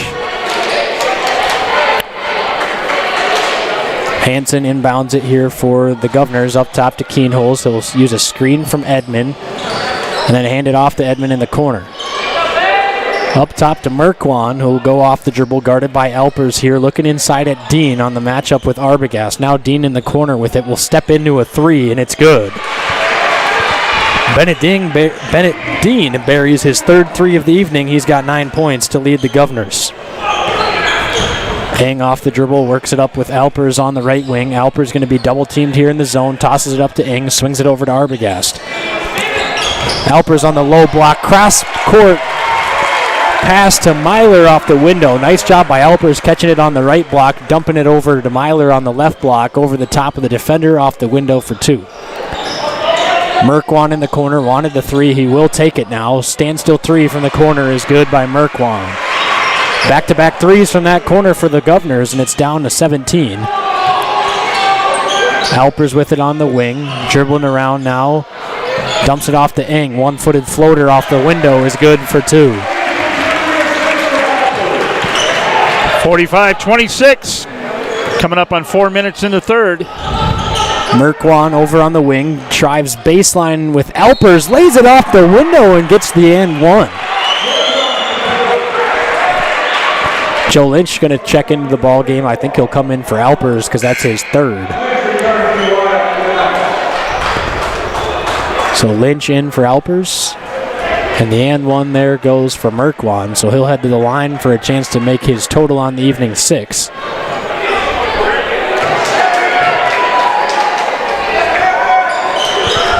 Free throw around the rim and out, no good. Rebound goes to Myler. Harry Huners checks into the game for the Knights. Renshaw thought about a deep three. Will toss it up to Arbogast, and the Knights will run their zone offense here, working it around with the three guys on the perimeter, spaced out. Renshaw from the corner now, up top to Arbogast. He'll drive into the middle, swing it over to Eng. He'll drive baseline, turn around. That's a tough fadeaway shot by Eng. That's good. Wow, what a remarkably tough make there by Matt Eng. By a sophomore. Merkwan over in the corner nearly stepped out of bounds as he tight-roped that line. Gets it up to Edmond, and they'll swing it back to Merkwan. Guarded by Lynch in the corner. He'll go off the dribble. Step back off of his foot to Arbogast. Running the floor is Lynch.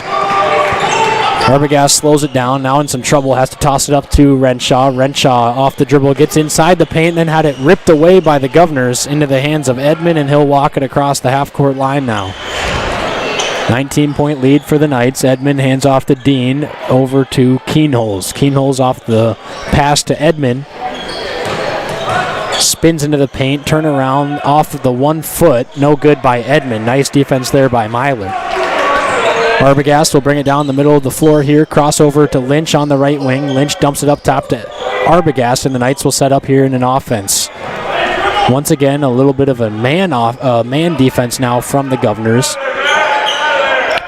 Screen coming from Myler. Step back two by Arbogast is good. That was a nice one-on-one move by Arbogast. A timeout from Roby. It'll be a 30-second timeout.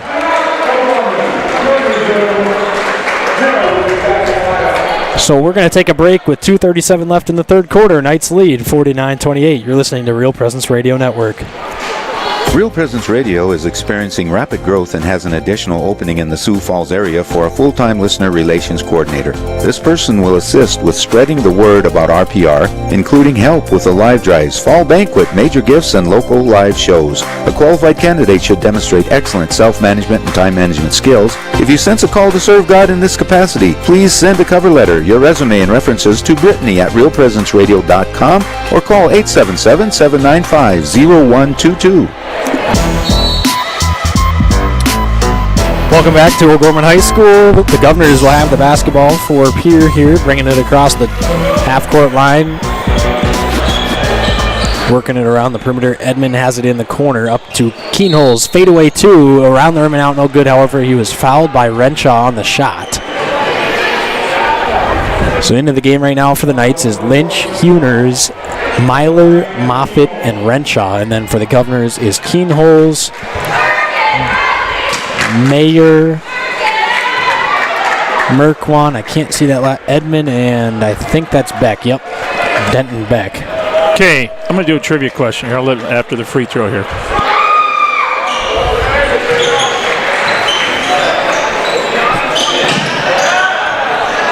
Lynch in transition now for the Knights. Over on the right wing, he'll drive baseline, flip a pass over to Huners in the corners, saves it from going out of bounds.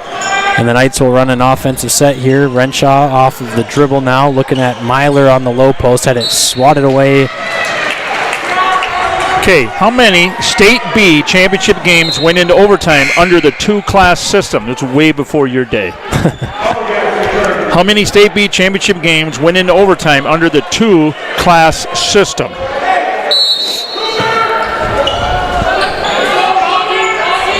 Arbogast over to Lynch. Zone defense here. Huners thought about a three from the corner. Instead, he's in a little bit of trouble. Cross-court pass stolen away on a one-handed catch by Keenholz, who then took a shot off the hip. Ouch.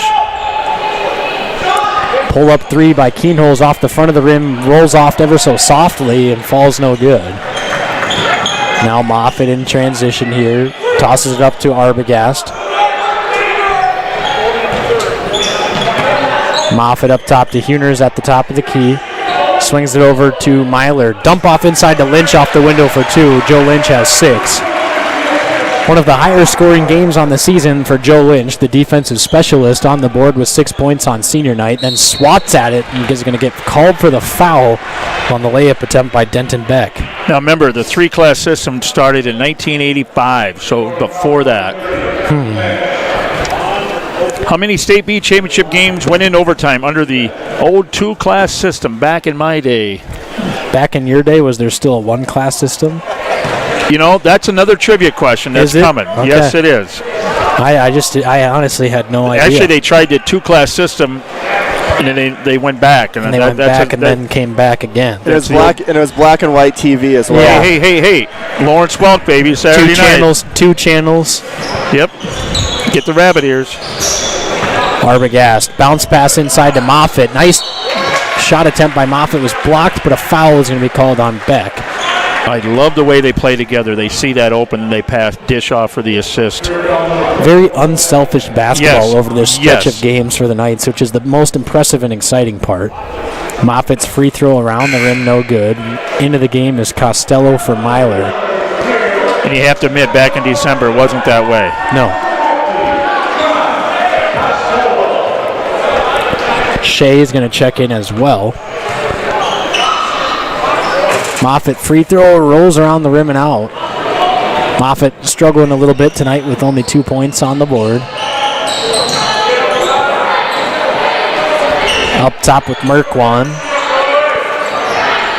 He'll drive and use a screen from Beck into the hands of Mayer, who nearly lost it. Now flips it over to the corner with Lundy. Looking at Keenholz on the block.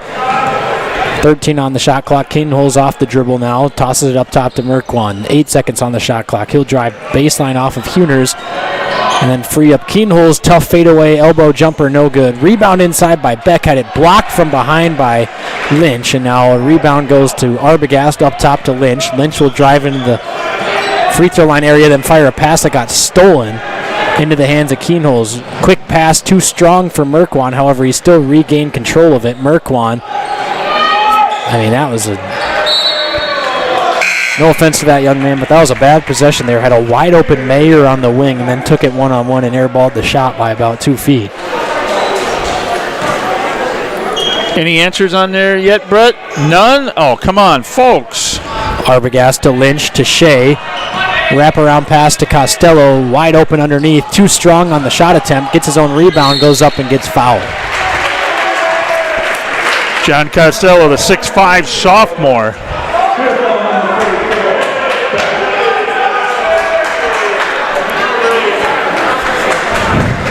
So Costello will head to the line for 2 free throws.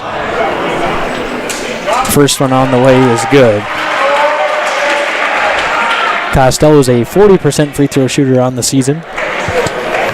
Now up to 50 as he's 3 for 6.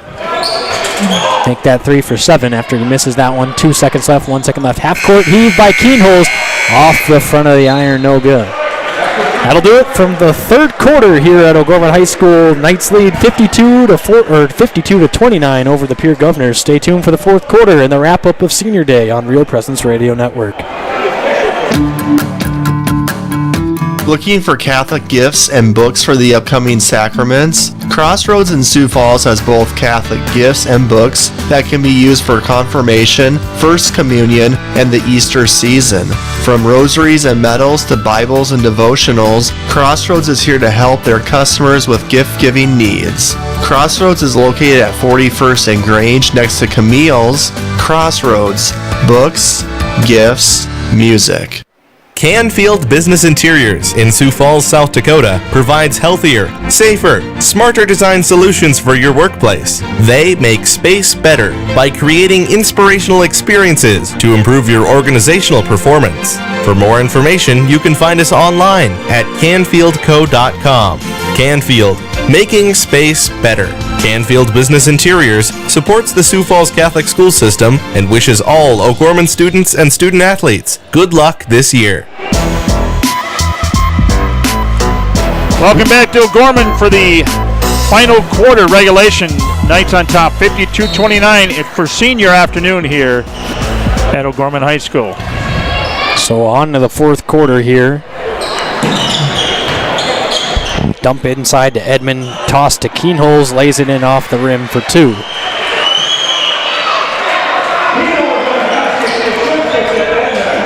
So Renshaw will bring it across the half-court line. So some folks at home wondering where the seeding matchups will kind of be wrapped up here heading into that Sodak 16. We'll kind of have more confirmation probably this evening into tomorrow as the regular season wraps up tonight. But looking at it in Class AA boys, that number 1 seed is most likely going to be Washington. I don't think Yankton can nip them in the last game of the season.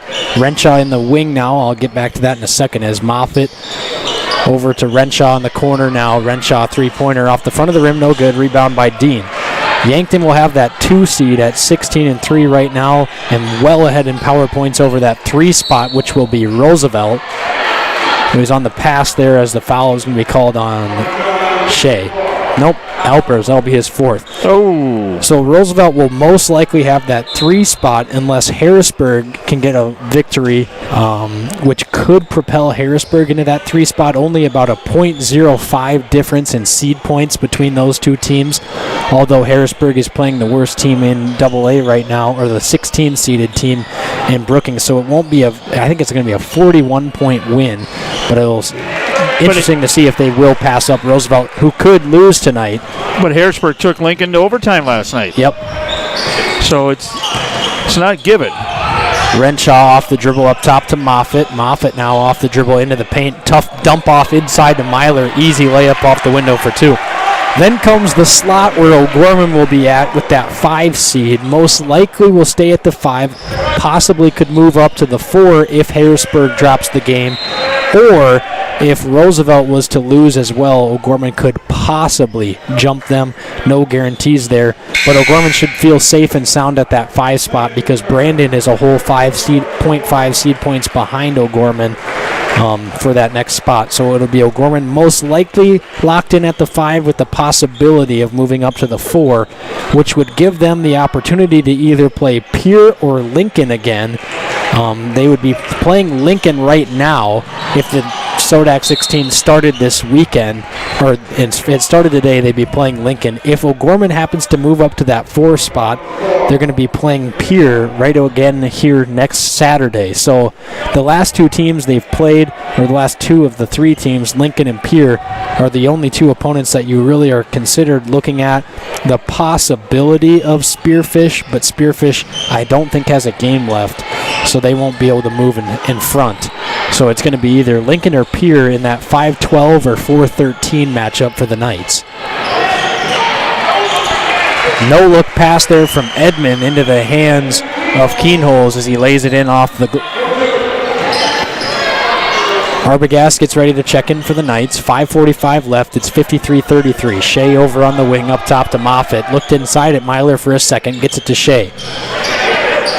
Tries to pass it up top to Myler. Had it poked away into the hands of Shea. He'll drive baseline now. Whip it up top to Moffitt. 14 on the shot clock. Moffitt all alone at the top of the key. Over to Renshaw now in the corner. Renshaw dribbling around in some trouble. Forces a pass inside to Lynch, who gets his hands on it. And then into the hands of Myler. Up off the window for 2.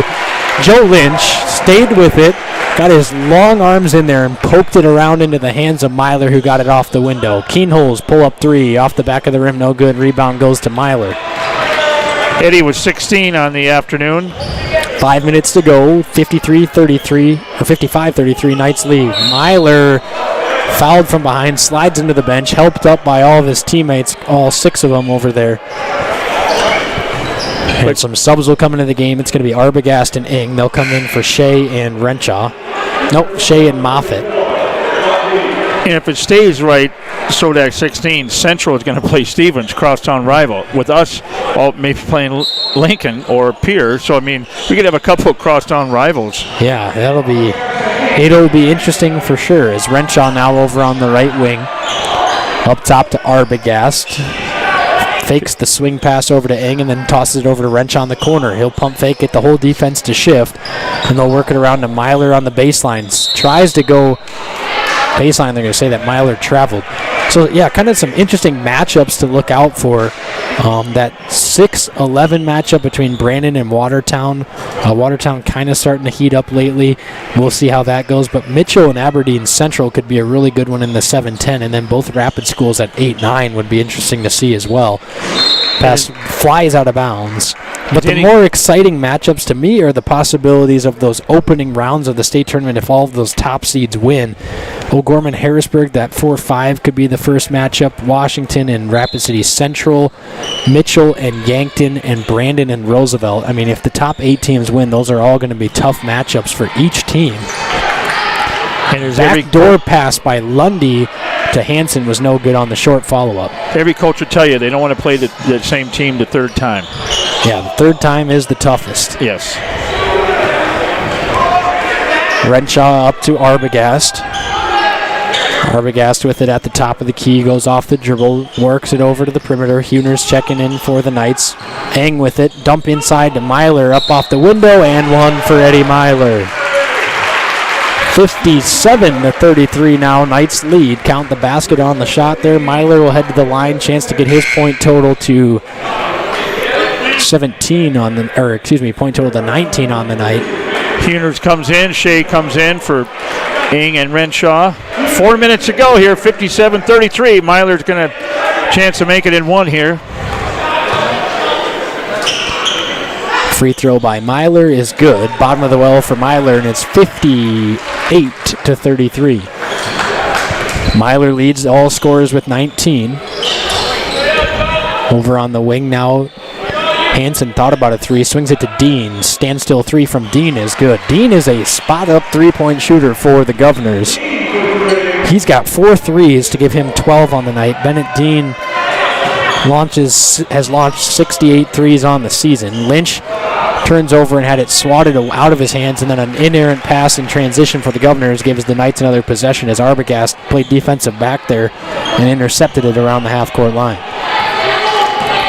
Arbogast will use a screen from Myler, and then in a little bit of trouble, has to force a pass inside, winds up in the hands of Shea somehow, dumps it off to Lynch underneath, and slam dunk by Joe Lynch. Yeah, baby. Wrap-around pass from Shea to Lynch, and Lynch just straight up leaped up and down and finished off of two with the two-hand hang on the rim. And now Arbogast thought about the whole full-court lob. Huners has it now in the corner. Arbogast off the dribble inside, dump-off pass to Myler was stolen away. That's just that athletic ability by Joe Lynch to catch the wraparound pass and just stand still, leap, vertical leap it, and slam it home. I'm waiting to see him high jump. And he can high jump how? Oh, I can't remember his exact height, but he's up in that 6'2"-ish, 6'3"-ish range for sure. We'll see what he can do this year, senior season. Remember, last year's track season just didn't even happen. No. Okay, Costello in for Myler, and that will do it for Myler's night. It's his final regular season senior game for Eddie Myler, who will finish with 19.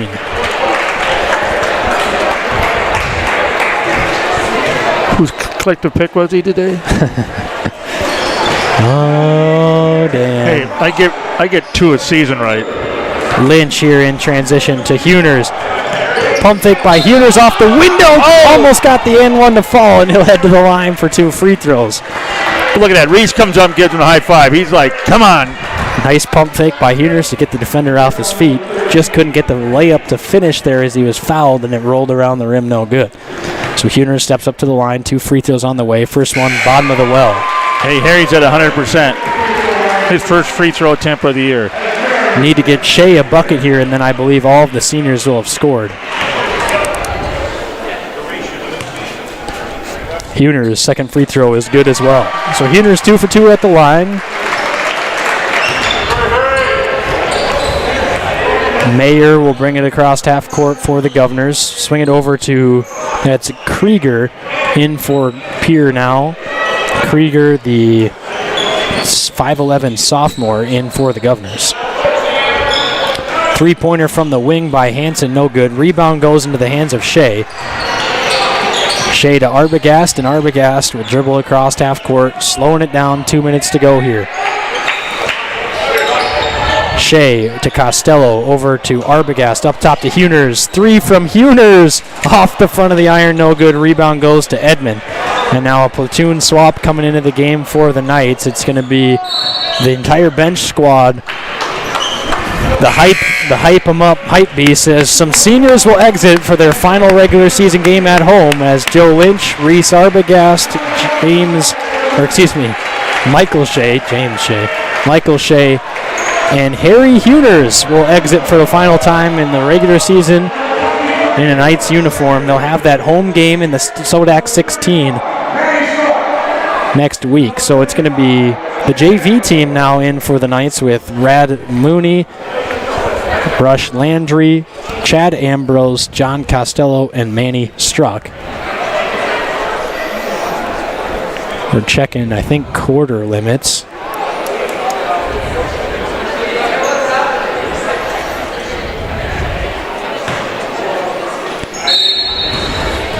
Only can play 7 quarters, so I wonder if Pierre was asking to see how many quarters they had left on one of their players. Anyway, turnaround jumper, no good. Rebound goes to Struck. With 1:40 left, the Knights will have a couple offensive possessions here with this group of guys. Landry all alone in the corner. 3 off the mark. Rebound into the hands of Merkwan. He'll bring it across half court for the Governors. Mooney guarding Krieger, dumps it off into the corner now with Bush. Turns over and hands it off to Mayer. Up top to Krieger. They'll work it around with Merkwan now. Top of the key, had it poked away by Struck into the hands of Foster. Foster up top. Pierre working it around once again inside to Bush. Turnaround fadeaway shot by Bush. No good. Rebound goes to Struck. A minute left in the ball game. Struck will set a screen for Mooney, who comes off the screen near the top of the key. Over to Ambrose on the wing now. Up top to Struck. 25 on the shot clock. Mooney in the corner. Step back triple for Mooney is good. Rad Mooney. Doesn't he wear the orange tennis shoes usually? Yep, new shoes already. Okay, that's what I was going to say. I didn't recognize him without. Without them lovely orange shoes. Corner 3, no good for Pierre, and the rebound into the hands of Costello.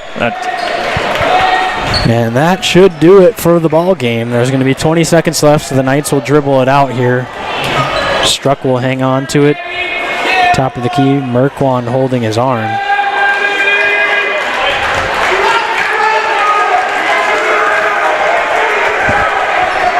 Eight seconds left here on Senior Day. The Knights will get a standing ovation from the home crowd as they pick up their 8th consecutive victory over the Pierre Governors, 65-38. So stay tuned for the Knights Locker Room Show after the break. You're listening to Real Presence Radio Network. Your family is depending on you to provide financial security for them. The Knights of Columbus can help you with insurance solutions such as disability income, long-term care, both term and whole life, annuities, retirement, and estate planning services. Join the Knights of Columbus today at kfc.org/join us for access to all these insurance services. Call the BB Agency at 605-882-8689. That's 605-882-8689. At Guarantee Roofing and Sheet Metal, we are guided by one simple principle. We do what we say we're going to do. We believe in ensuring our customers are happy with the work we deliver. Guarantee Roofing and Sheet Metal was established in Sioux Falls in 1981 and has been involved with installing more than 100 million square feet of commercial roofing across the Midwest. They have worked on businesses including schools, universities, hospitals, churches, and factories. For more information, you can call 605-331-5121 or online at guaranteeroofingsd.com. At First Premier Bank and Premier Bank Card, we believe the greatest investment we can make is in our customers and communities. Thanks to our industry-leading service, products, and tools, we're helping our customers reach their financial goals and achieve success. Through the generosity of our employees and leadership, we're able to support nearly 700 South Dakota organizations and nonprofits with our time, money, and resources. At Premier, we're always seeking ways to make an impact for good by investing in what matters most to you. It's the Premier way. Hi, this is Brett Byler, Area Account Executive with Real Presence Radio. Did you know the signal of Real Presence Radio reaches an audience of over 2.4 million people across North Dakota, Minnesota, South Dakota, Wisconsin, and Wyoming? Have you ever thought about running radio spots on the RPR network? We want to partner with you to help gain exposure for your business in front of a very faithful customer base. To find out more about the options, please call me, Brett Byler, at 605-670-8333.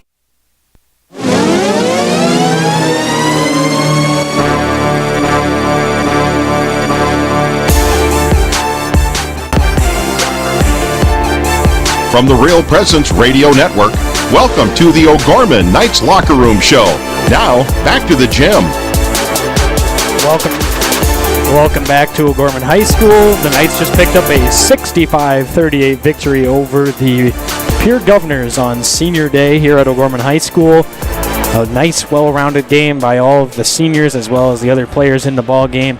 Eddie Myler was the game high with 19 points. Madang chipped in 12, and then Bennett Dean for Pierre had 12 of his own. But in all, it was just a nice, fast-paced first half for the Knights. They put some good shots up on the board, and then in the second half really used just team basketball to pull away from the Governors and pick up their 8th straight win over a double-A, well, in double-A basketball. But that'll be it for the regular season now as we get ready to head into postseason play and kind of get a touch on that postseason play. What it looks like, if we can get to it, is we'll have Lincoln at home here on Saturday afternoon. Isaac, I'm just going to take a quick break real quick for station identification. We'll be back to discuss the matchup in tonight's game. So just give us a second for our legal ID, folks. You're listening to Real Presence Radio, FM 94.5 KGWD Sioux Falls, FM 91.3 KSTJ Hartford, and FM 104.3 KSTJ LP Sioux Falls, an affiliate of the RPR Network. So now we'll get back to it, but like we were talking about kind of earlier on in the postgame, it looks like, if I can do my math correctly, and I did go to O'Gorman, so I hope I know how to do math. And who was your favorite math teacher? I don't want to put you on the spot. Forget it. Rick Lynch. That's what I was. Anyway, so back to basketball here. O'Gorman looks like they'll wrap up the 5 seed in the state SODAC 16 matchup here with the victory. That won't slide them down behind Brandon, and I don't know if it'll move us up past Harrisburg. That'll depend on the game tonight. for between Harrisburg and, is it Brookings? That was going on this afternoon, I think.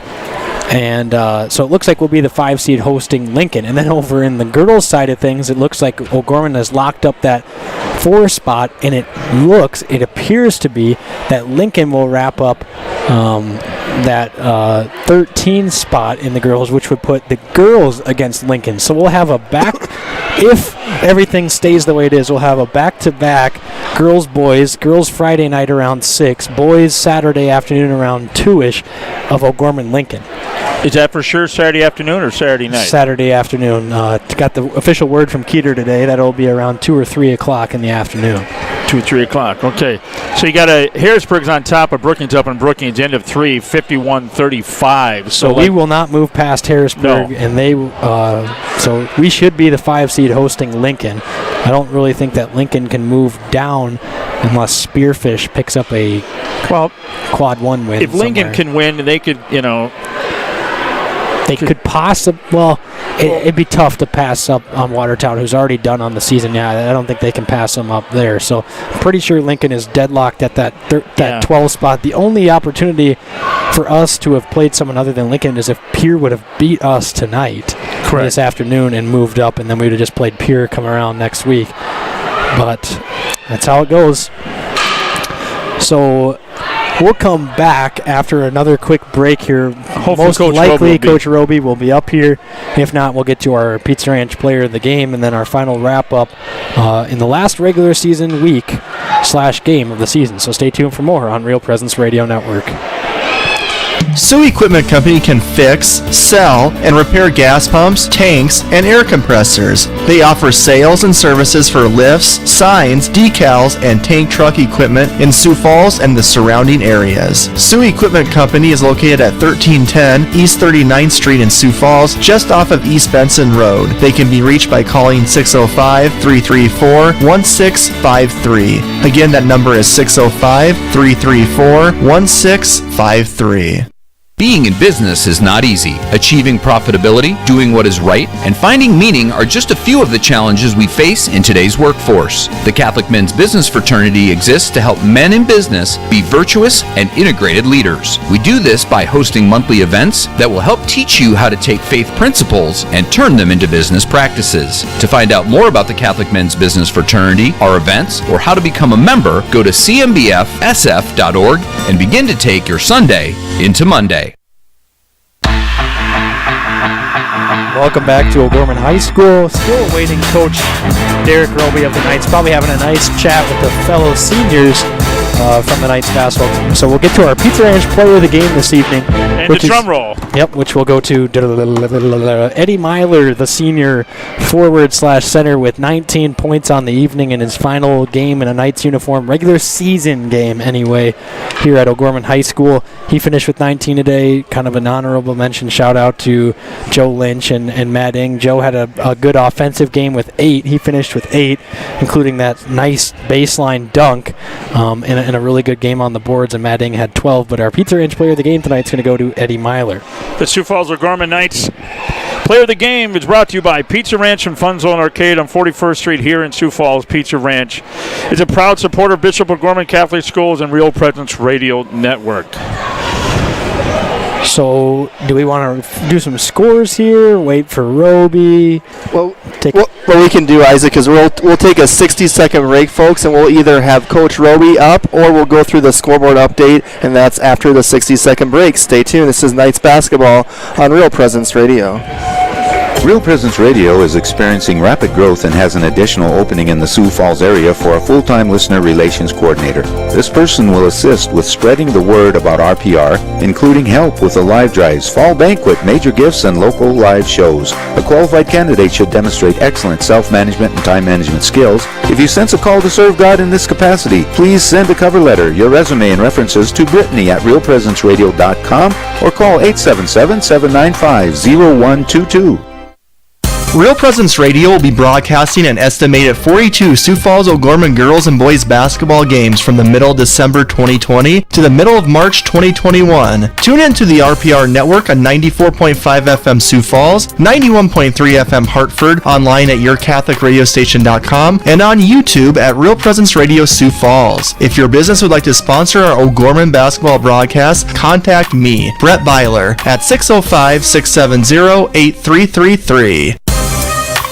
So welcome back to O'Gorman High School. The Knights just picked up a victory over the Lincoln Patriots. Don't be Take so a load off. Don't Take a be load so off your- bossy, Dan. Anyway, so Coach, tonight obviously was Senior Day. We got to recognize 7 seniors, 3 cheerleaders as well, but 7 seniors were getting their pictures taken on the floor. Just kind of talk about what Senior Day looks like at O'Gorman and how these guys performed this afternoon. Well, we certainly love to give them recognition for the sacrifices, the dedication, the commitment that they make towards our basketball program. You know, this is more than just being a senior. This is something that, again, they started in our program going to basketball camps, joining us all summer long in the open gym process, the summer camps, the summer leagues, and there's a commitment there. There's dedication. There's a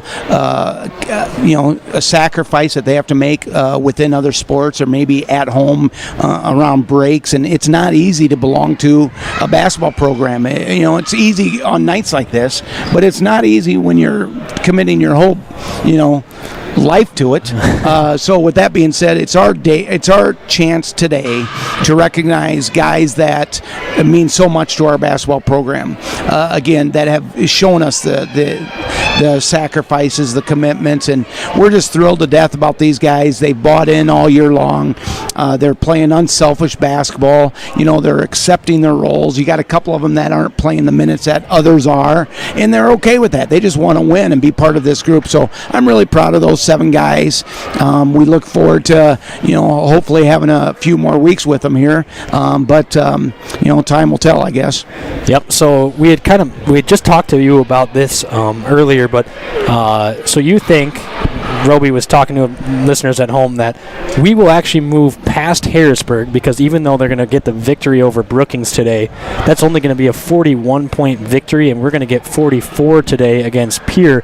So that would move us up to the 4, and we could have the possibility of potentially jumping Roosevelt if they were to lose tonight to Lincoln, I believe. So we have the chance to move up to 3. We should be the 4, which would mean we'd turn around next Saturday and play Pierre again. That's correct. And again, it's really confusing. You obviously go on your weighted schedules there, but right now, again, Harrisburg, we were ahead of Harrisburg prior to last night's game, and Harrisburg was able to hold off Lincoln, so they got their 44 points. Well, we erased those 44 points today because we beat Pierre, so we should be back on top. Well, with that being mentioned, Harrisburg is playing at Brookings today, I think, and if they win that game, they still go down points because Brookings has a lower record. So they would go down with 41-point average. I know it's confusing, but it's all based on the weighted record. So I think because of our win today, that's going to keep us at least the number 4 seed, and it could, face us, the Pierre Governors again 1 week from today. But we have an opportunity if Lincoln would beat Roosevelt at Lincoln, I think. But if Lincoln beats Roosevelt, and they're playing really well right now, if they beat Roosevelt, we could go up to the 3rd spot, and which then would we'd put have us somebody like against Spearfish or somebody like that. But I don't think there's going to be much jumping around. But I think we're pretty set that we're going to be the 4th, unless I really miss something along the way. If because of other people getting beat and or winning, if that shakes it up, because it depends on a lot of variables. Final. Yeah, there are. And but me being the total math guy I am. Well, just ask Lynch. He was. Keppen. I saw him with Keppen's on the staff. Yeah, Keppen's on the staff. And you have to understand, as coaches, we're doing this about 2 weeks ago. We're trying to figure out. Keppen has a graph on his computer that he, spreadsheet on who's beating who and this and that. So we have a pretty good idea that we're going to remain the 4th seed. But bottom line, I always tell our guys, does it really matter? You're going to have to play well no matter what. Who you play, it's tournament time. And, we're glad we're playing at home, and that's what you're striving for throughout the season. But does it really matter? I mean, if we don't come ready to play, whether it's against Pierre, Spearfish, whoever, Lincoln, if we don't come ready to play, we're going to get beat. Yep. Anybody would. So, we'll figure it out tonight. We should know, and we'll prepare for whoever it's going to be next week, and hopefully we extend our season. All right. Well, thank you, Coach Roby, for joining us this afternoon. Oh, one final question, Dan. What's the biggest senior class you had here? We're trying to figure. There were 7. I thought it was some 8 years. That 1 year with. I'm trying to think. It was Chandler Schaefbauer, Charlie Ilg. I think that was 9 or 10. Yeah, it very well could have been. I don't want to put you on the spot. No, that's okay. I don't know that answer offhand. Is that my trivia for the day? Well, it was. Let's walk through. Okay, but I don't know the exact number. But we never put a magical number on it. Yeah. The last couple of years we've had 7. Ironically, 7 last year, 7 this year. But I'm not sure. Somebody might be chiming in. They might be telling me right now. Paul Krieber. No, he's not telling me that. He's just congratulating me. But bottom line, I don't know the answer to that, Isaac. Okay. The trivia question, which nobody's got, how many state B championship games win in overtime under the old 2-class system, which we know the 3-class started 85. So, who would know that? Come on. Wait, let me get one more in here for him. Answer's 3. Well, wasn't the Harold and Warner one of them? Here's an easier one. Harold and Warner, I was at that game. That was a phenomenal game. That was in Walks Arena. What was the first team to win a State A tournament? The State A title. Yeah, the first State A title went to which team? That's a great one. Are we talking like in the 60s, 64? Would it be Mitchell? Doesn't say the year, but it was Redfield. Redfield. The Pheasants of Redfield. Wow. Yeah. Okay. All right. Well, that was our trivia question. Well, I thought it would have been. Here's some trivia for you. Who? Going back to the statement I just said, I thought Mitchell did it in 64. Who was the coach of that? Oh, before Munson? Yep. Wasn't Gordy, was it? No, his name was Bob Brooks, and the reason I bring that up is his boy was just here tonight. Brooks is part of our school system, okay? So his son's in our system, and Aiden? And he was just here in the stands. He's probably listening to us. Good, super. All right, well, thank you, Coach, for joining us. Congrats on the victory, and congrats on the regular season. Thanks, finishing. guys. Yep. So that was Coach Derek Roby. We'll get to our break here and come back with a final scoreboard update. After the break, you're listening to Real Presence Radio Network. When you look to the future, is the road there inevitable? It's not. That's why O'Gorman education matters. It's where you'll grow in your faith, be challenged, celebrate, and become part of a community. These are the moments that will shape your life. This is where your path will unfold. What are you waiting for? You belong in blue. Pizza Ranch and Fun Zone Arcade on 41st Street in Sioux Falls has something for everyone. They offer a buffet featuring salad bar, pizza, and chicken. Pizza Ranch has a spacious dining room as well as 8 party rooms to fit any size group. You can also order online and they will bring the experience to you. Pizza Ranch, located across from O'Gorman High School on 41st Street, can be contacted by calling 271-8646. Pizza Ranch is a strong supporter of O'Gorman Knights athletics and activities. Welcome back to O'Gorman High School, home of the O'Gorman Knights, who picked up their final regular season victory on the year to put them at 14-6 heading into the SODAC 16. We're going to get to our scoreboard update here quick with some scores from around the state. I'll pull it up here and see if there we go. So over in AA boys action, Pierre, O'Gorman, we already know that score, 65-38. Yankton on top of Douglas right now, only by 8 at the end of the first half, 32-24. Harrisburg all over Brookings, 51-35. And then once again tonight, Sioux Falls, Washington is at Aberdeen Central. Rapid City Stevens is home against Spearfish. And then the big game tonight, Roosevelt and Lincoln. If you're an O'Gorman fan, you're pulling for the Lincoln Patriots to upset the Roosevelt Rough Riders to possibly get us a 3 seed, which would put us against Spearfish or Douglas. However, if we were to pull up to the 3 seed, could be very dangerous if we do make it to that first round of the state tournament playing a team like Brandon right out of the gates. So and then Yankton possibly in the second round. Yeah, so that would be a tough stretch of games. And I like the way that our team matches up with Washington. I think we just provide a lot of challenges for them. So if we were to stay in that 4 spot and get a Harrisburg, Washington, and then have to play the winner of that Yankton, Brandon. It's too bad that our girls played Harrisburg the same night as our boys did, so we didn't physically get to see live that boys lost to Harrisburg by 10, which is our last loss of the season. That was down there. So, and over on the girls' side, Roosevelt beat Lincoln 45-34, and the big matchup tonight is Aberdeen Central comes down to play Sioux Falls, Washington. That's a 5 o'clock start. They're getting ready to tip off here in about 43 minutes over at Washington High, and that's going to be the matchup game on the girls' side tonight. And Isaac, do you think our girls then are going to be locked into that 4 spot? Looking at the math here, we're a whole 0.7 behind Harrisburg, and then a good. And Harrisburg's done. Yeah, so. Harrisburg's done, and we're 0.5 or 0.3 ahead of Mitchell, who's done, and then the next team and would Brandon's be Brandon, done too. who's done. So no one's going to slide us anywhere. We're kind of locked in that 4 spot, which would then put us against Lincoln or Sturgis. But once again, Lincoln is their last game is they lost already happened, so they can't move down anymore. And Watertown's done, so we should be locked in against Lincoln next Friday night. Absolutely. So that's kind of what it is, folks. We will, once we do find out something, I'll tweet out on our RPR Twitter page about that, as well as probably, I'm sure, Coach Roby on the OG Hoops Twitter page will tweet something out, so we'll let you know who are the opponents and the start times for those games. And I'm guessing if it's Lincoln Friday night for girls, that'd probably be a 6 or a 7 start. And then if it's, say, like Pierre next Saturday, they could possibly be more like a 3 in the afternoon type of a start as well. We'll let you know when we find out.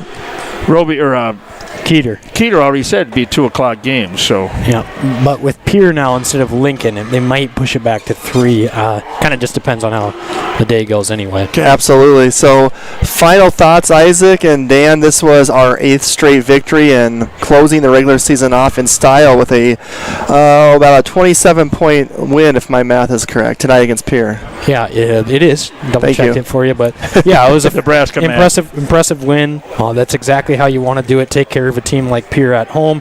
In the final regular season game, get some seniors in to the game, and it was well-rounded. And talk about a run to end the season, 8 straight. Who would have thought that we'd be in this position back in early January back in December and Christmas when we were 6-6, coming off of a loss to Harrisburg, and kind of in that point of the season where things weren't really clicking offensively and not getting many stops defensively, and then things finally started to turn around, and boy, have these guys started to gel, mesh together, and play really well-rounded on both sides of the ball. And that's my comment is going to be about how they've changed it and how they're meshing, they're playing together, they are passing the ball, they're not selfish, and they did a 180 from that, and that's what's making this team go. And Roby's got them fired up. So. The one thing that makes me a little nervous for these guys is after getting a 27-point victory over Pierre like they did tonight, almost not overlooking them, but not expecting a lot from them in that matchup next week,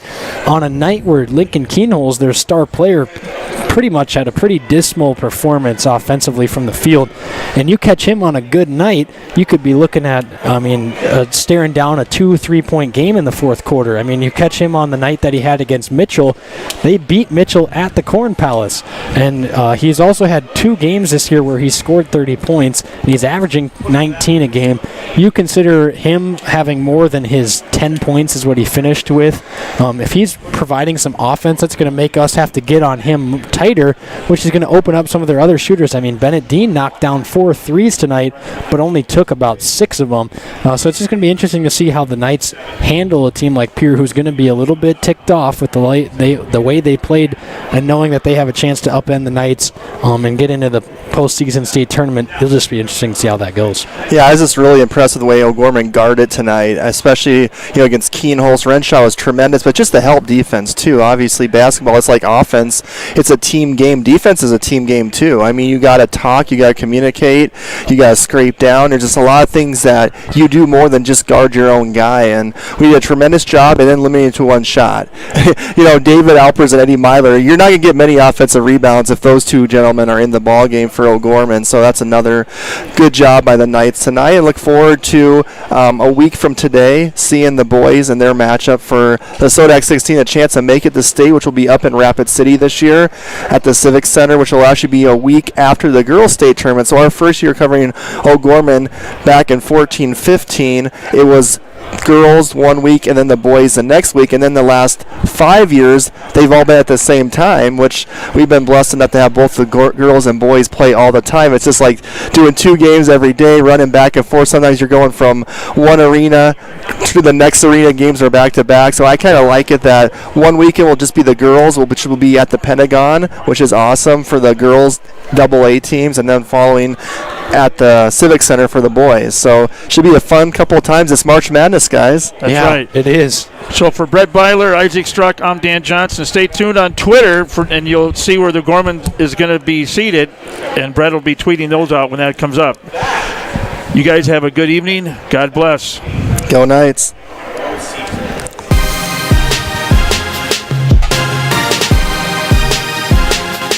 From the Real Presence Radio Network, O'Gorman Knights basketball has been brought to you in part by Catholic Family Services, Catholic Community Foundation of Eastern South Dakota, Bishop O'Gorman Catholic Schools, McGuire Iron, Sioux Equipment Company, Ferendorf Family Chiropractic and Wellness, Canfield Business Interiors, the BB Agency Knights of Columbus Insurance, Barnett Lewis Funeral Home, Ide Bailey, First Premier Bank Card, Pizza Ranch and Fun Zone Arcade on 41st Street, Guarantee Roofing and Sheet Metal, Crossroads Book and Music. The preceding O'Gorman Knights activity has been a special presentation of the Real Presence Radio Network.